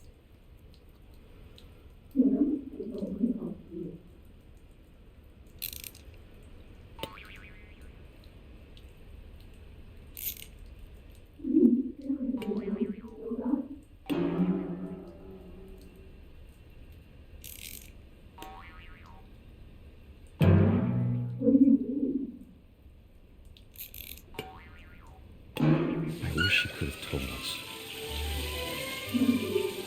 about the world he saw.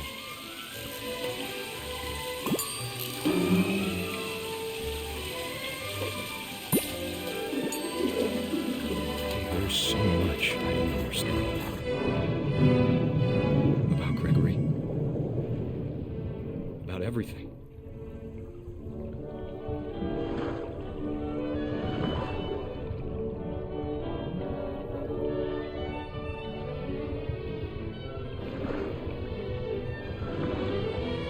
What happened wasn't your fault.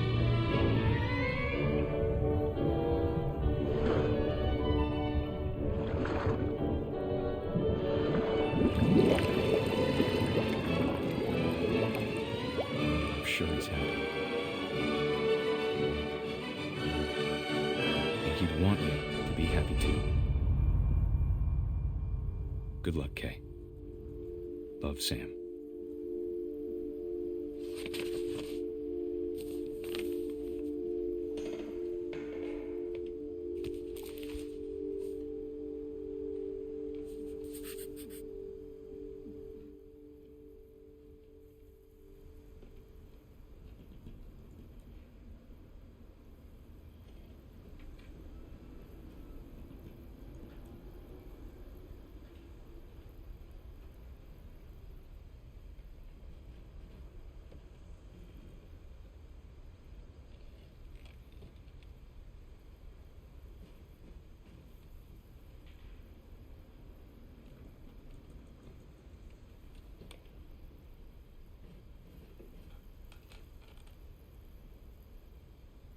That's so freaking sad.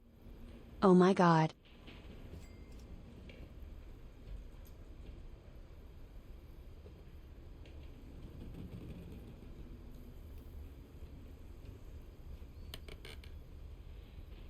apple. Thank you, tree. Wow. That's so freaking sad.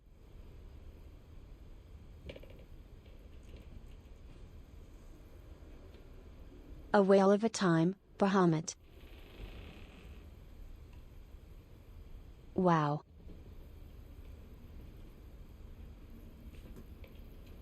Hi Neon Deadstep. Welcome. Mako. Something really sad just happened. Thank you, Zoki. That was so freaking sad. The baby.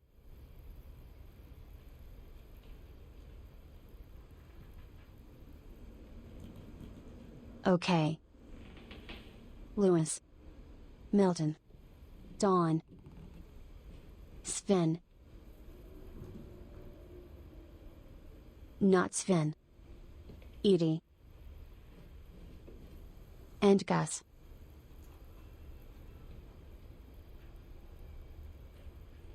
Those we need to know what happened to them.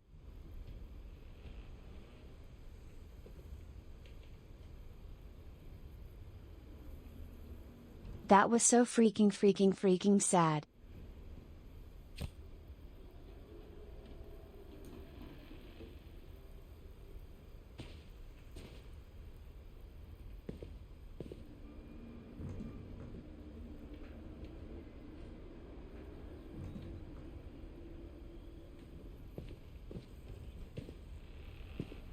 I can't imagine my mom ever writing poetry, and yet...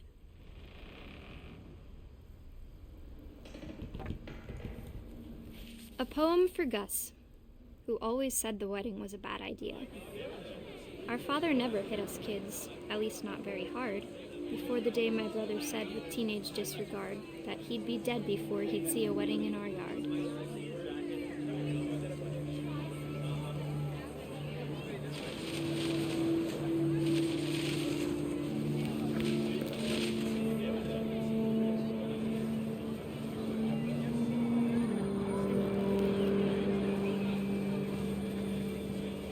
Father made him come, of course, but Gus stood far apart, just flew his kite and bottled up the storm inside his heart.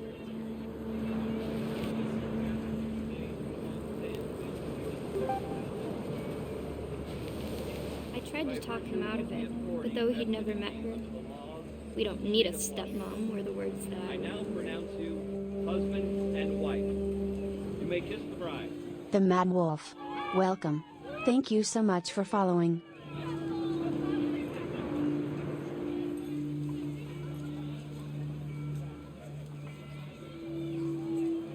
Thank you for the head pats, Mako.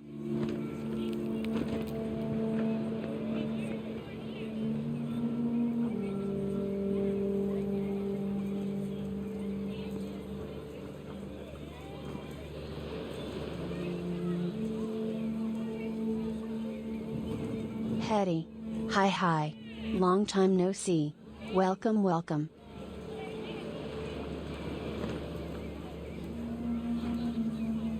It did, Chewy.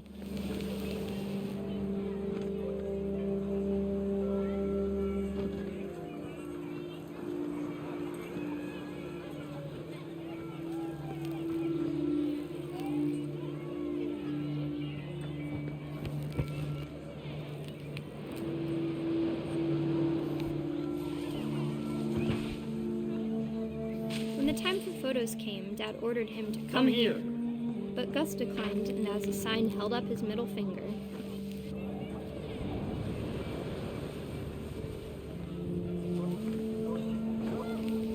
The wind picked up, and panicked geese appeared and quickly went. But all the humans did that day was go inside the tent.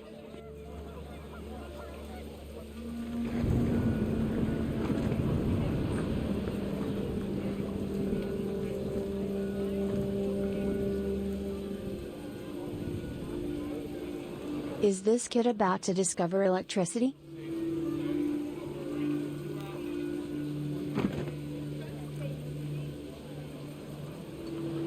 Hi Cosmic.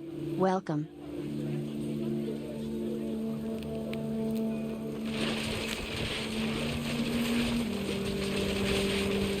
Rain came down in buckets then, but no one seemed afraid that nature might destroy the tent our dad had crudely made.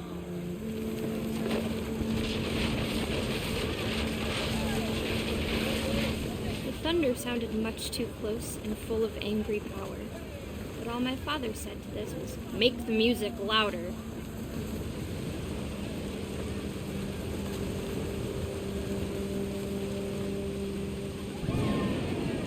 Man.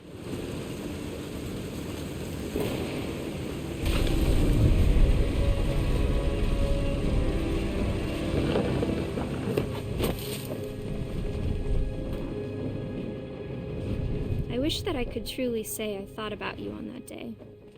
Out there on the beach alone, just you, the wind, the sea, and foam. But I didn't, until we found you.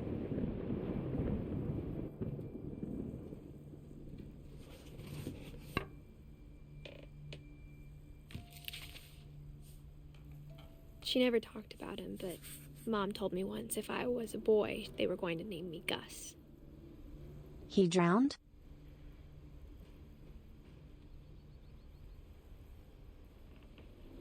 Anoyamiwa. Hi, beautiful.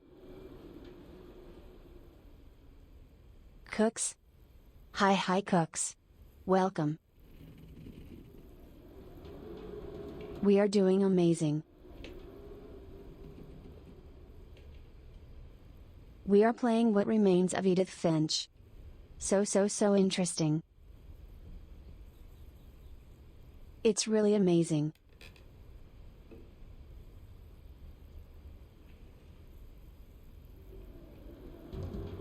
So he drowned? That wasn't too clear.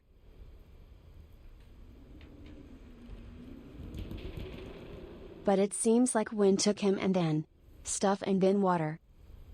Right?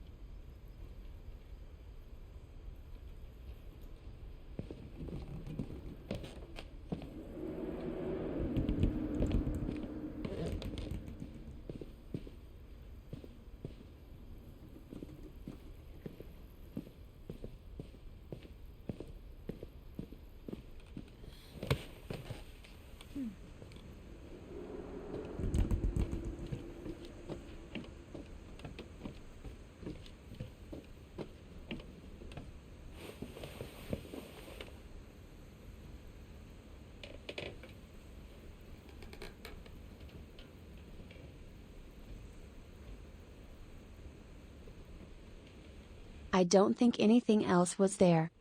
Right?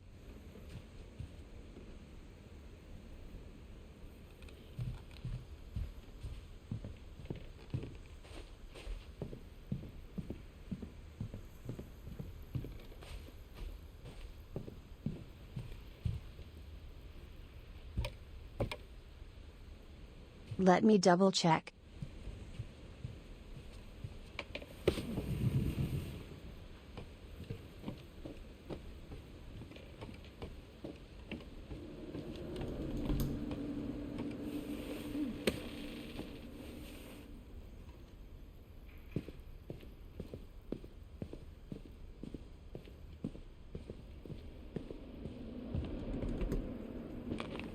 My mom moved up to the loft after her brothers died.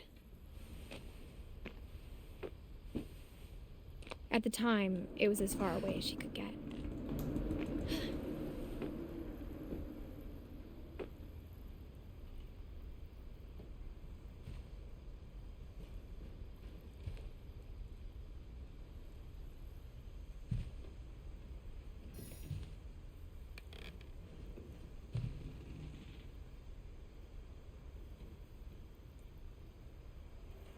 Anoyamiwa. Thank you. She spent a summer building houses in Calcutta, where she met my dad, Sanjay. Wait. This is her mother.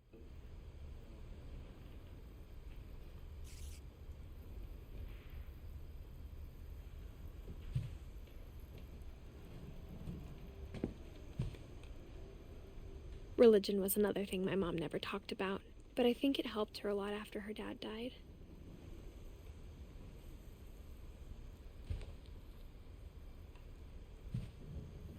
My mom moved to India a week after graduation and got a job teaching English.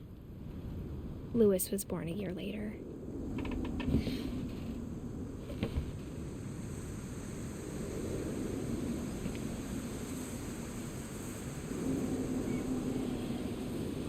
When my dad died, I don't think Mom knew where else to go. I'm sure Edie was happy to have her back.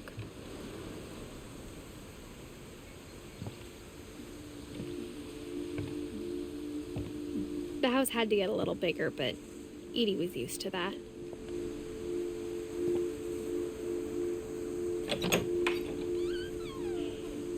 And for a while, things were good. Almost normal.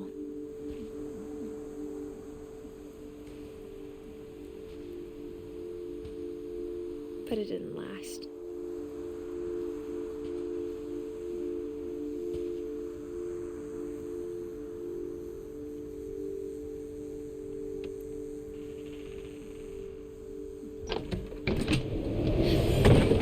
The beginning of the end was Milton's 10th birthday, when Edie gave him a castle.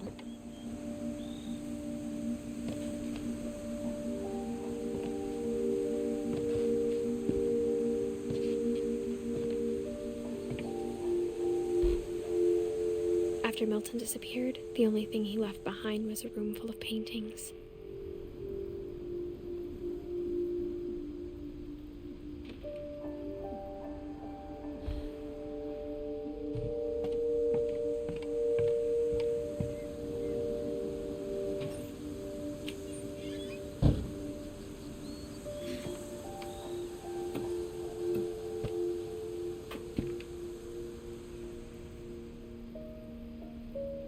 I think Edie was happy to finally have another painter in the family.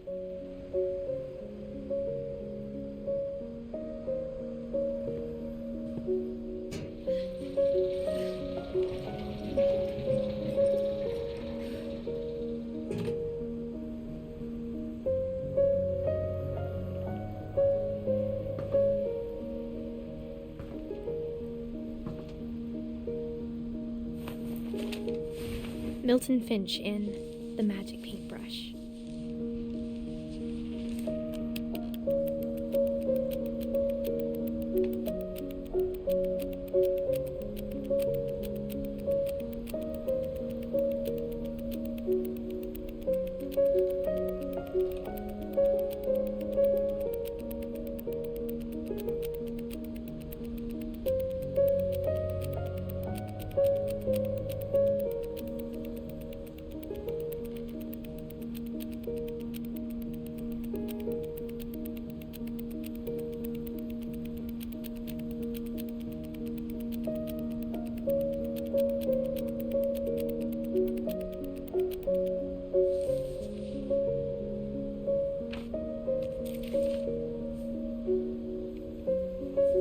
That's so cute.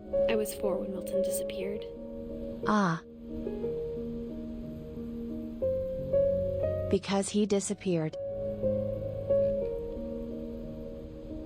We don't know what happened to him.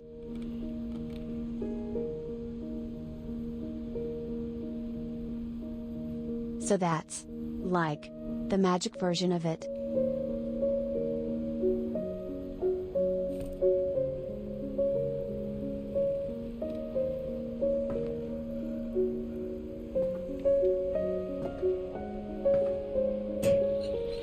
Mom spent months searching for my brother.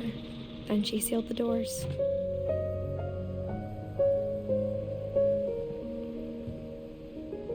Whatever Milton had found in the house, Mom didn't want it getting out.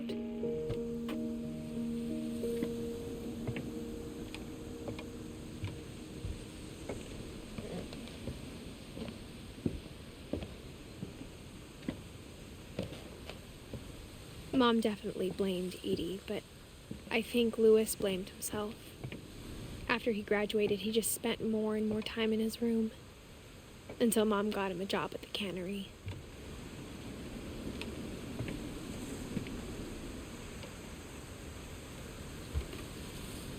Everyone always told me to stay out of Lewis's room. Except Lewis.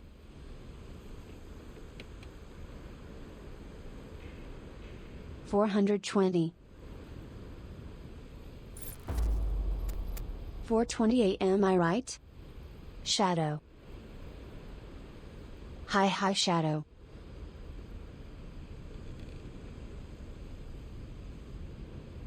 Welcome everybody.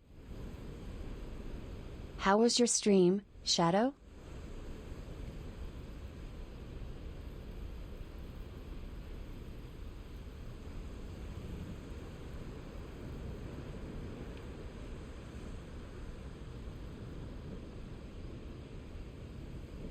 Please, if you don't know Shadow, please check out her channel.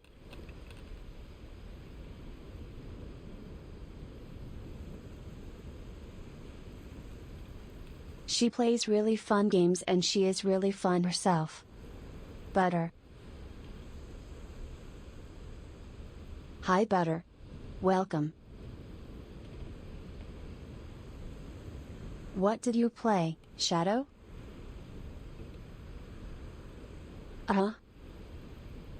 You, Shadow. That's very true, Cooks.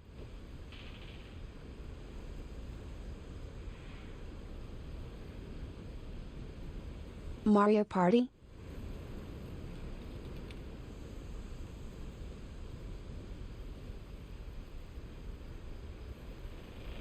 We need to play Mario Party very soon, Shadow.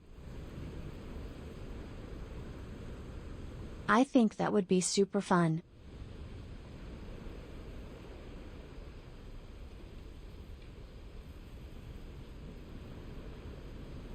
Haha, but you had fun, right Butter?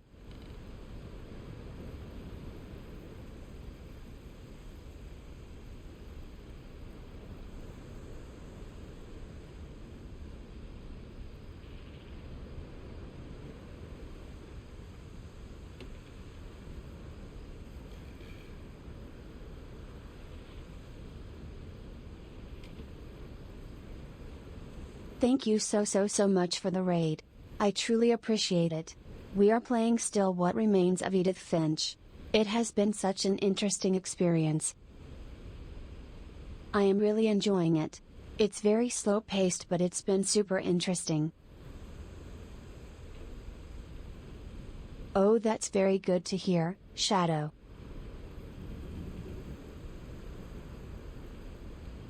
Mlop. Thank you for coming, Mlop. Please rest, night.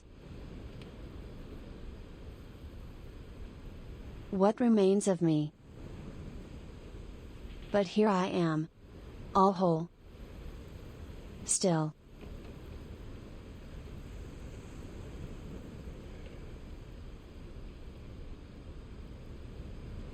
Ooh, nice Shadow.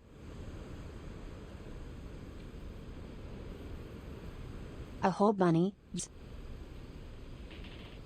Yes.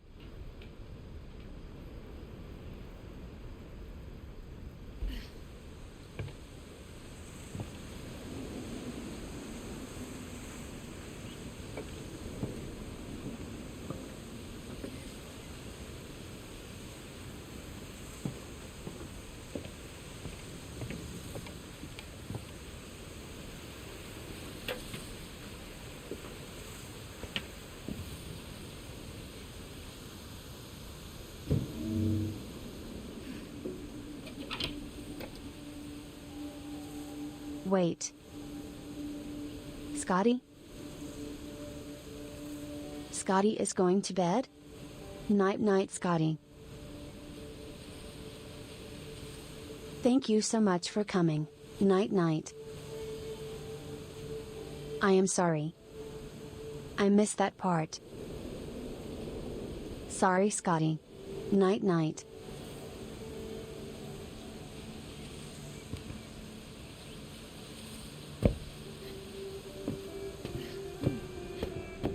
Lewis's room smelled very, very familiar. That part of him lived on.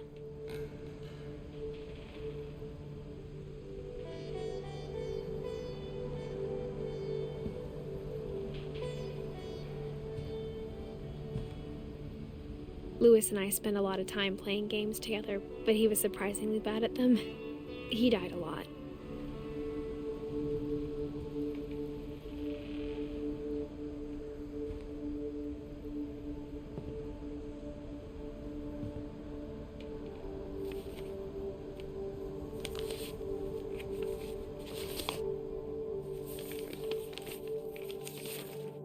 Dear Mrs. Finch, as Lewis's psychiatrist, I can understand your desire for an explanation.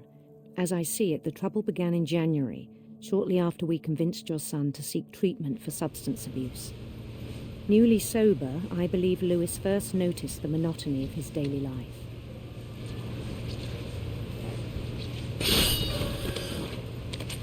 He kept working at the cannery, but he withdrew part of himself. In our sessions, I saw the same behavior. His mind began to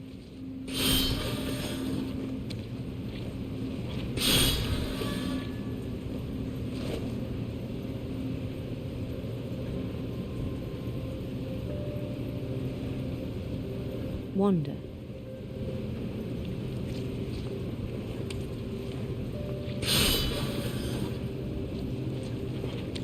I asked him to describe it.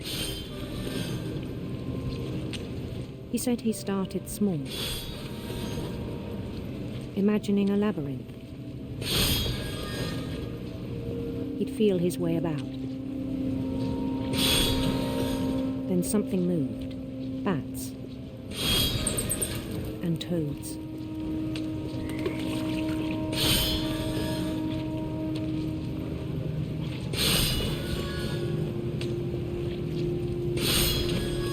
Things that have not names. He knew it was all in his head.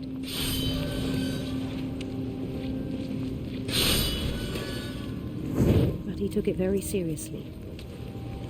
I had hoped he'd find himself.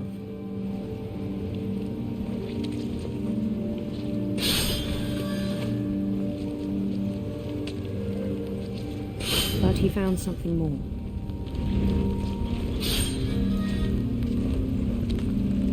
I worried. By the way, I am controlling both things at the same time. Hi Batman, welcome.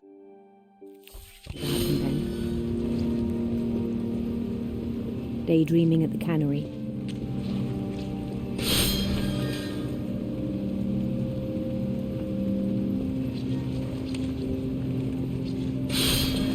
I spoke with his boss.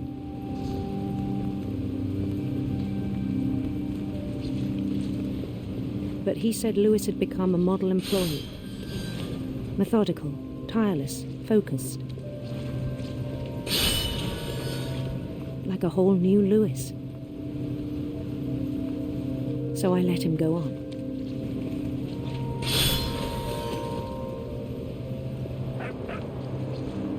I even encouraged him. It seemed very promising at first. He told me he'd made a new friend.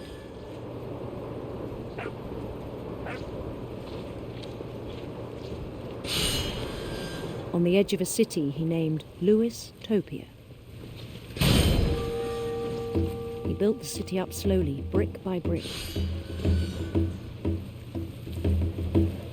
Then he made musicians.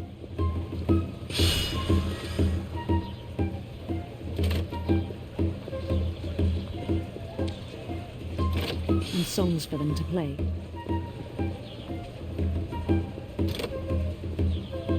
He talked about starting a band.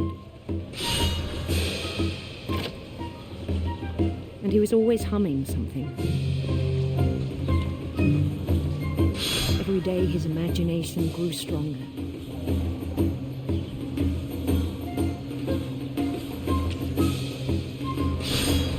He no longer spoke at the cannery. But his chopping was as reliable as ever. Then one day it struck him that all the cheering crowd house, even the stones under his feet, were all in his imagination, so he could do whatever he wished.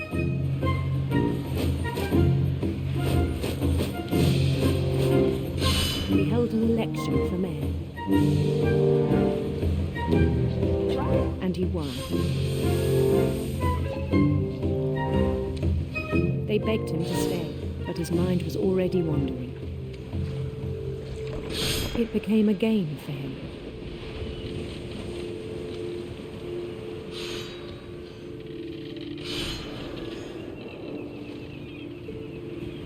He'd conquer a city, then immediately push on.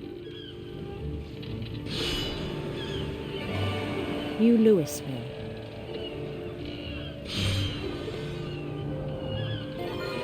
St. Louis. He started drifting away from our reality.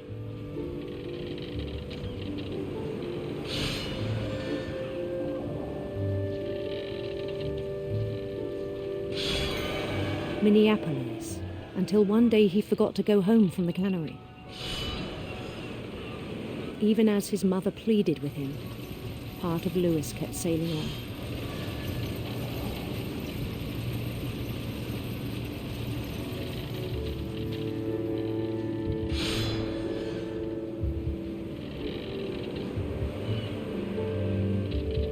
In Louisburg, he... Night, night, Tony.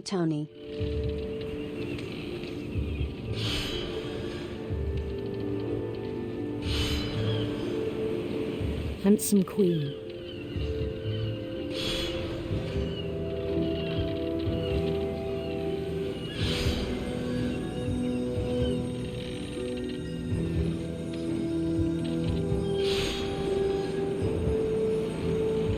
The queen was on her own quest for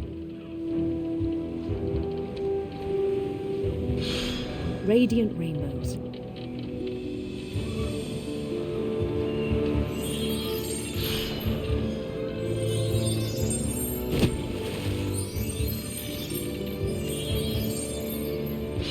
He followed the sound of her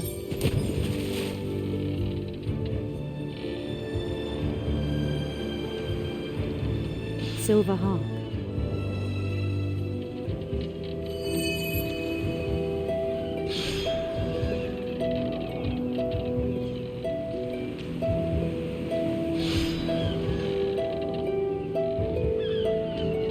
His chase led him to a golden palace east of the sun and west of the moon. Even then, his logic remained sound. He knew the world was all in his imagination.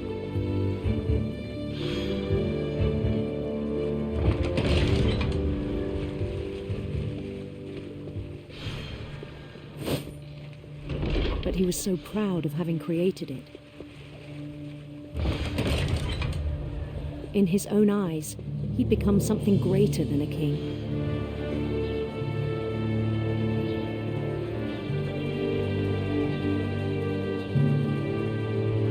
For someone who'd never known success in the real world, I think it was overwhelming. And then it struck him that the real Louis was not the one chopping salmon, but the one climbing the steps of a golden palace.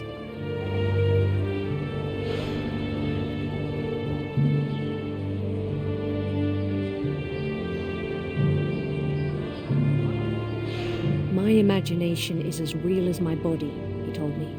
It was hard to argue with him.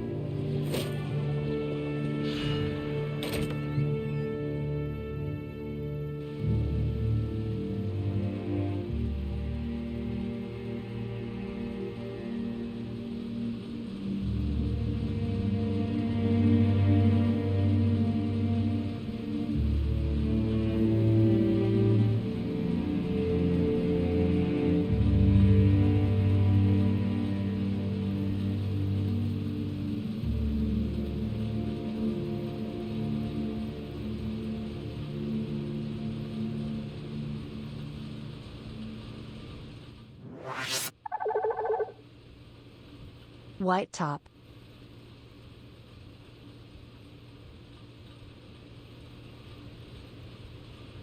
Hi Gaming Spinosaurus. Thank you for the redeem. Welcome, welcome.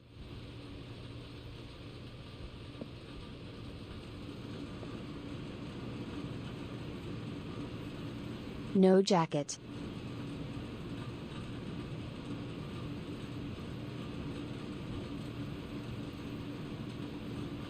Maybe a little bit, bozo. Sure, Chewie. You can get it.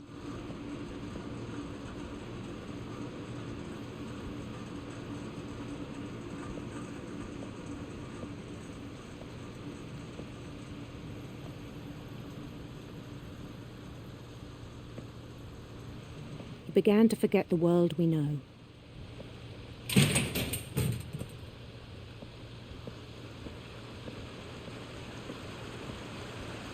I think it pained him to remember Lewis, the cannery worker.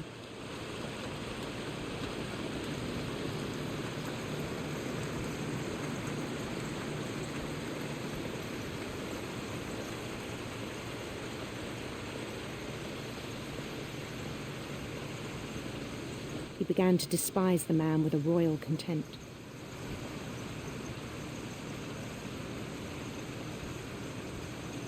The crown on the tomb.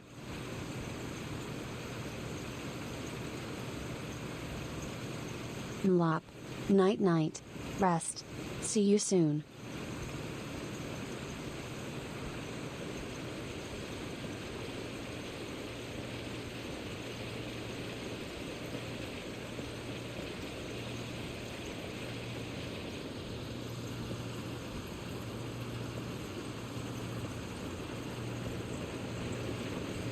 I still thought I could save him.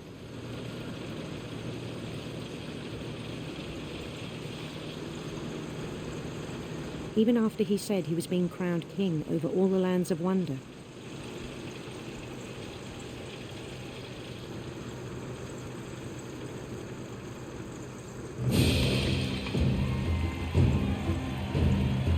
The palace would be packed with his companions.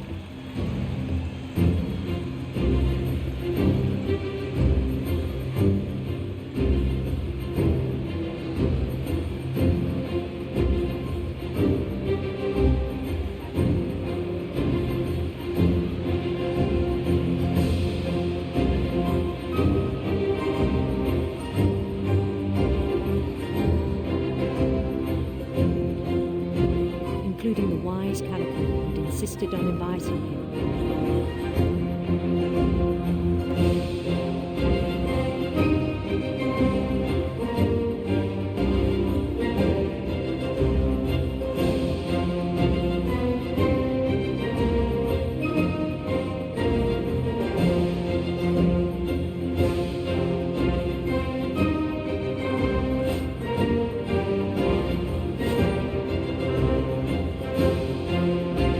His queen waited, holding his crown.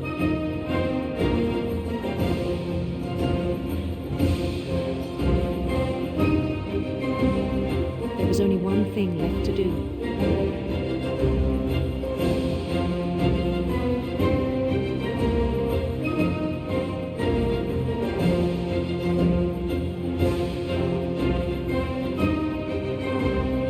Bend down his head.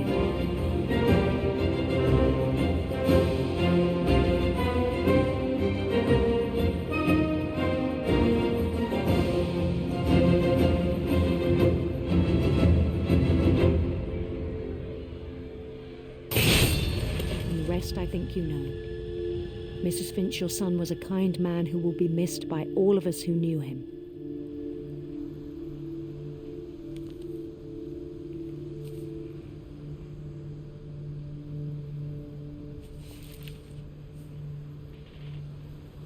My brother was really cool. I wish you could have met him.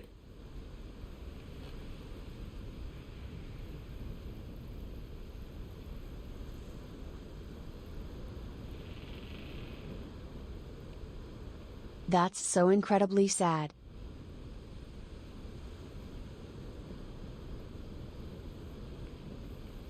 But is put in such a beautiful way.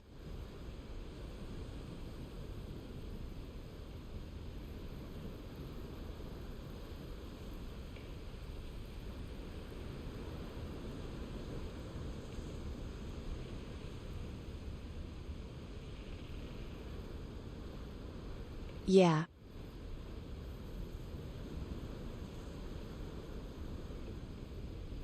Wow.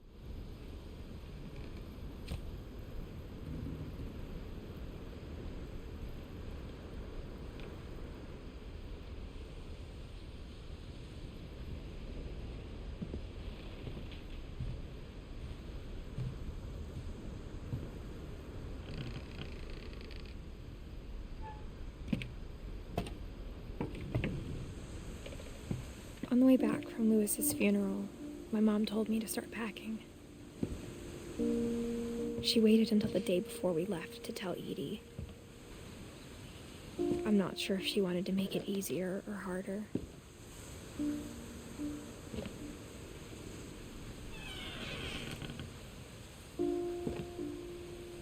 I wish we'd stayed. Oh yay, time to be crowned royalty.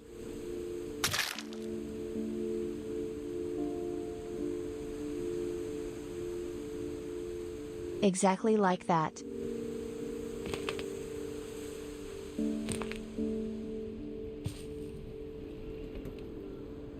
But I understand why we left.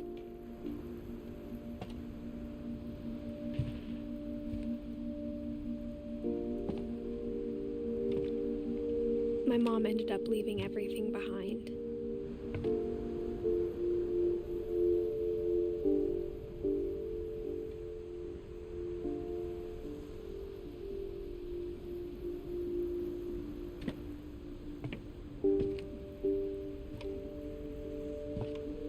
What happened that night had been coming for a long time.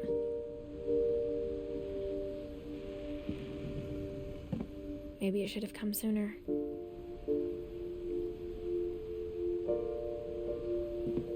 Oh no.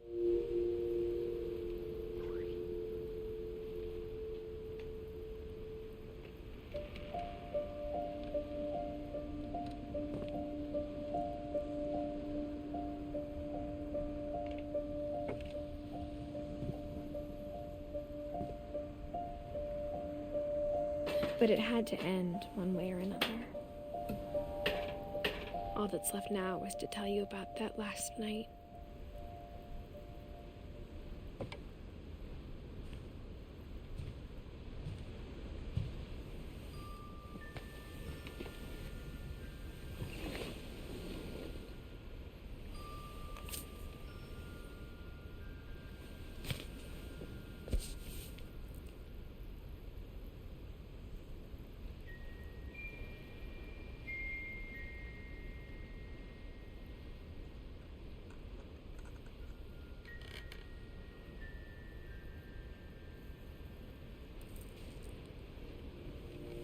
That whole last day, Edie just watched us pack and didn't say a word. Until supper, when she raised her glass and said, "To our final night together, and all our final nights apart." Grandma, you know what I said about alcohol. Some of your medications are very Edith, specific. I left a present for you in the hallway. Why don't you go open it? The grown-ups have to argue now. I'm sorry, you're right. We're all leaving tomorrow. Let's just enjoy our last... I'm not leaving. Edith, you're excused.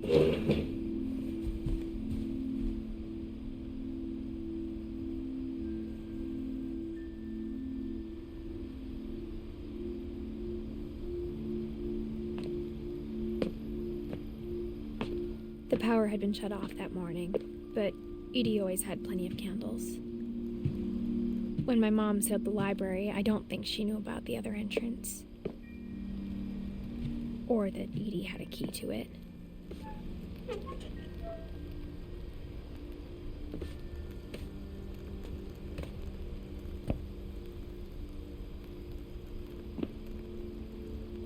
That thing you're afraid of isn't going to end when you leave the house. Edith has a right to know these stories. My children are dead because of your stories.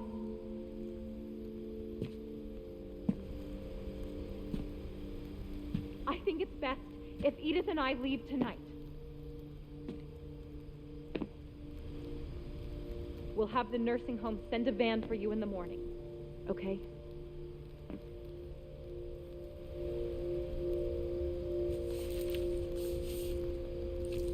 Dear Edith, there's so many stories I wish I could tell you, but there's only time for one.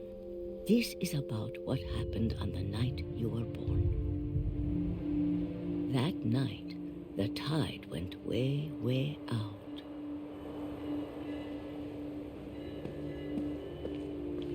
It was the first and last time I ever saw the old house aground. There'd been an earthquake out in the middle of the ocean.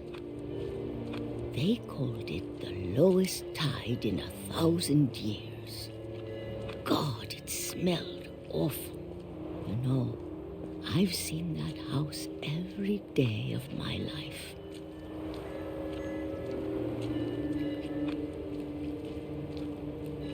But I never thought I'd go back to it. When the fog rolled in, I lost my way.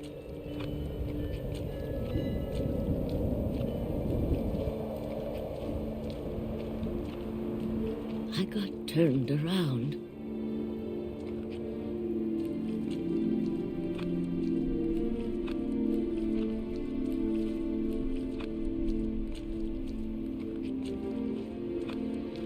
For a while, I wandered.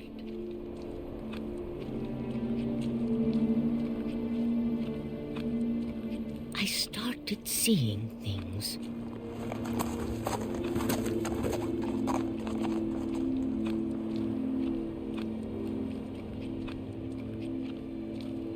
Things I'd forgotten had ever existed.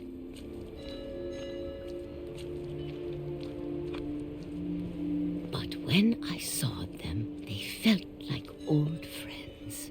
That night, a lot of things came back to me. Or maybe I came back to them.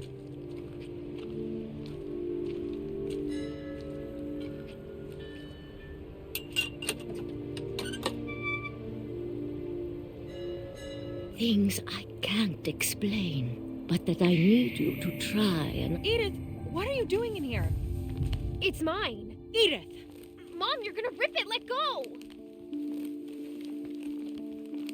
I kicked and screamed, but Mom dragged me to the car.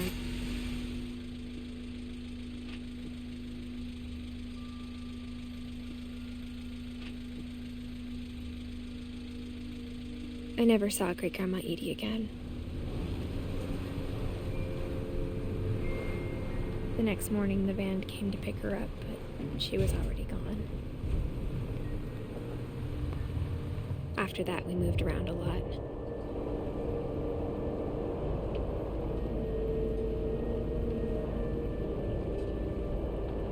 We both tried to make the best of it.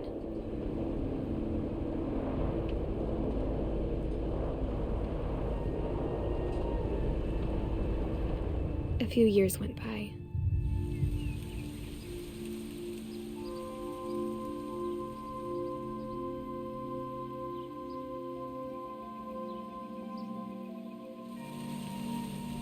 My mom didn't like to talk about it,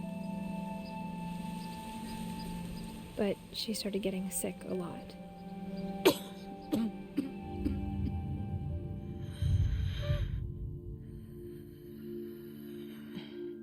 She got better for a while,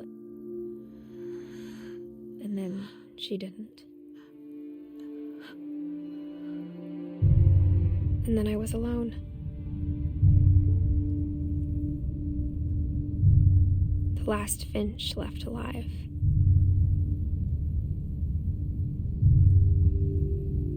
Until I found out about you. I'm still not sure what to tell you about all this. If we lived forever, maybe we'd have time to understand things. But as it is, I think the best we can do is try to open our eyes. And appreciate how strange and brief all of this is.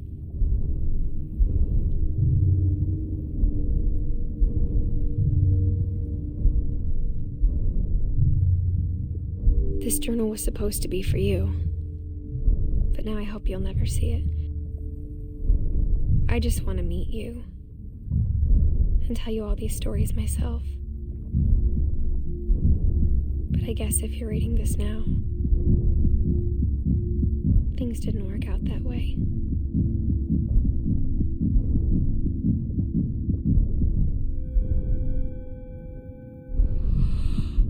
This is where your story begins. I'm sorry I won't be there to see it. It's a lot to ask, but I don't want you to be sad that I'm gone. I want you to be amazed that any of us ever had a chance to be here at all. Good luck.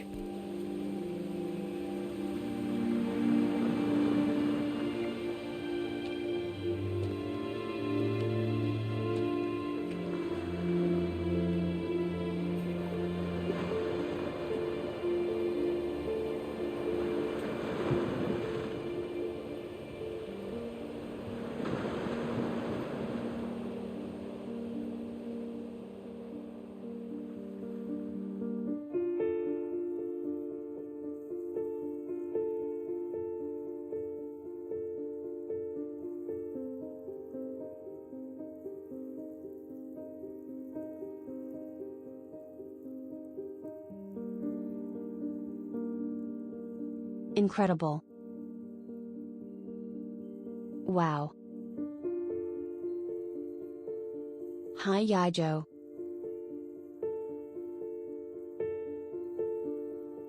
She died giving birth, Chewy.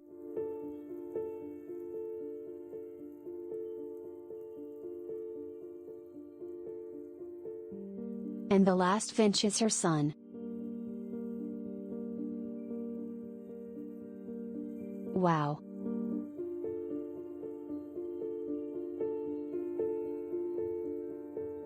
Such a beautiful storytelling, my God.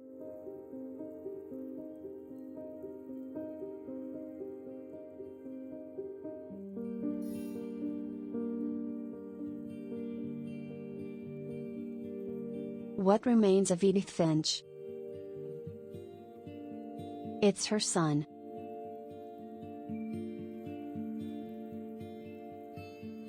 That's all left from her.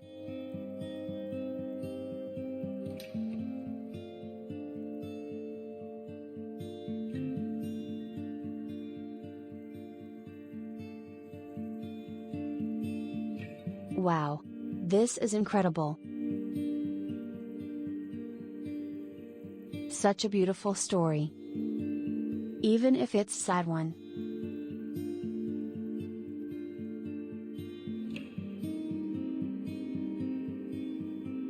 It was amazing, Bozo. Incredible stories.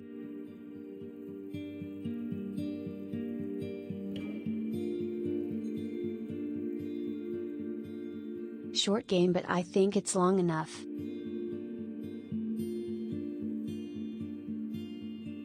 Beautiful.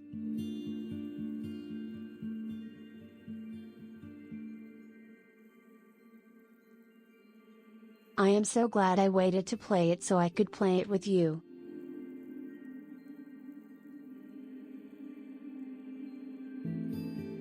Speedrun it?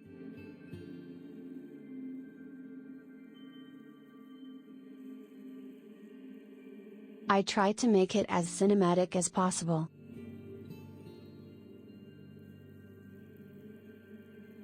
Not moving around too fast.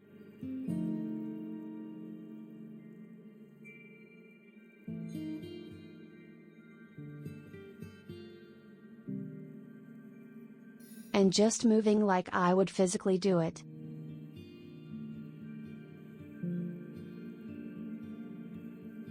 Thank you for the head pats, Cooks and Bozo.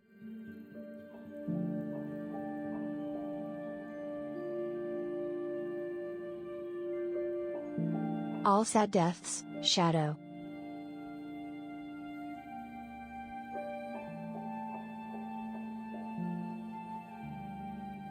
And lives. Well, not super happy lives. But they were living in fear. Is that really living? Stripped Ponsu. Hello. I totally enjoy you this. This was so amazing. I loved it. I really did.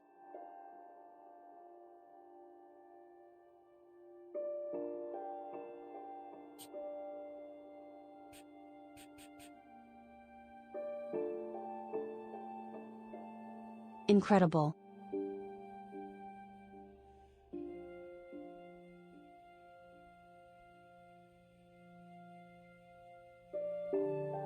But Chui, but why?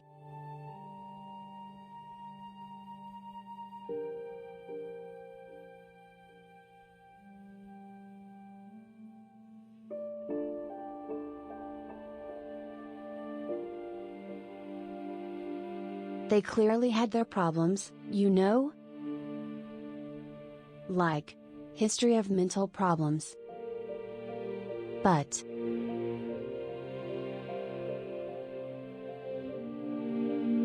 most of them were alive in the 30s, 40s, 50s.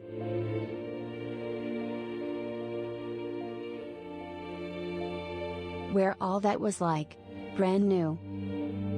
Not brand new. Like starting to understand.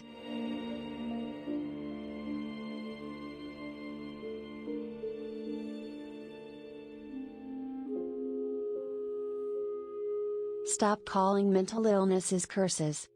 You know?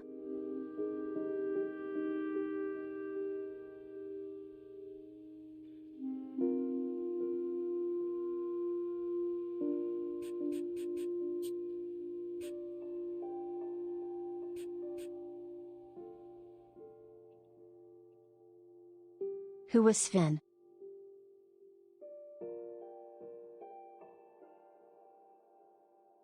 It is not a curse, Chui.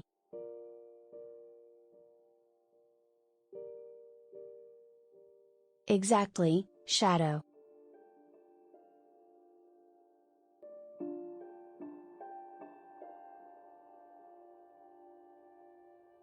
No way, Tree. Really? I haven't played that one. And I have heard of it.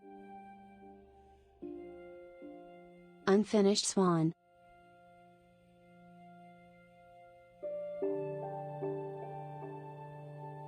I might need to play that one, huh?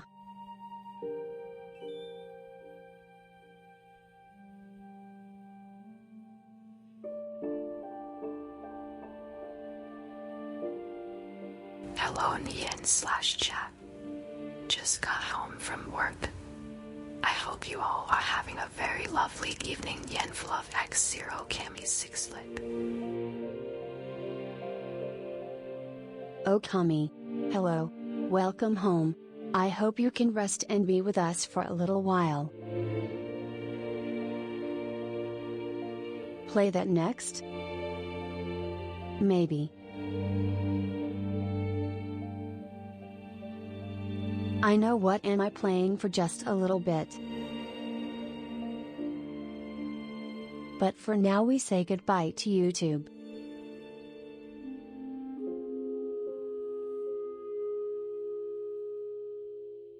Bye YouTube.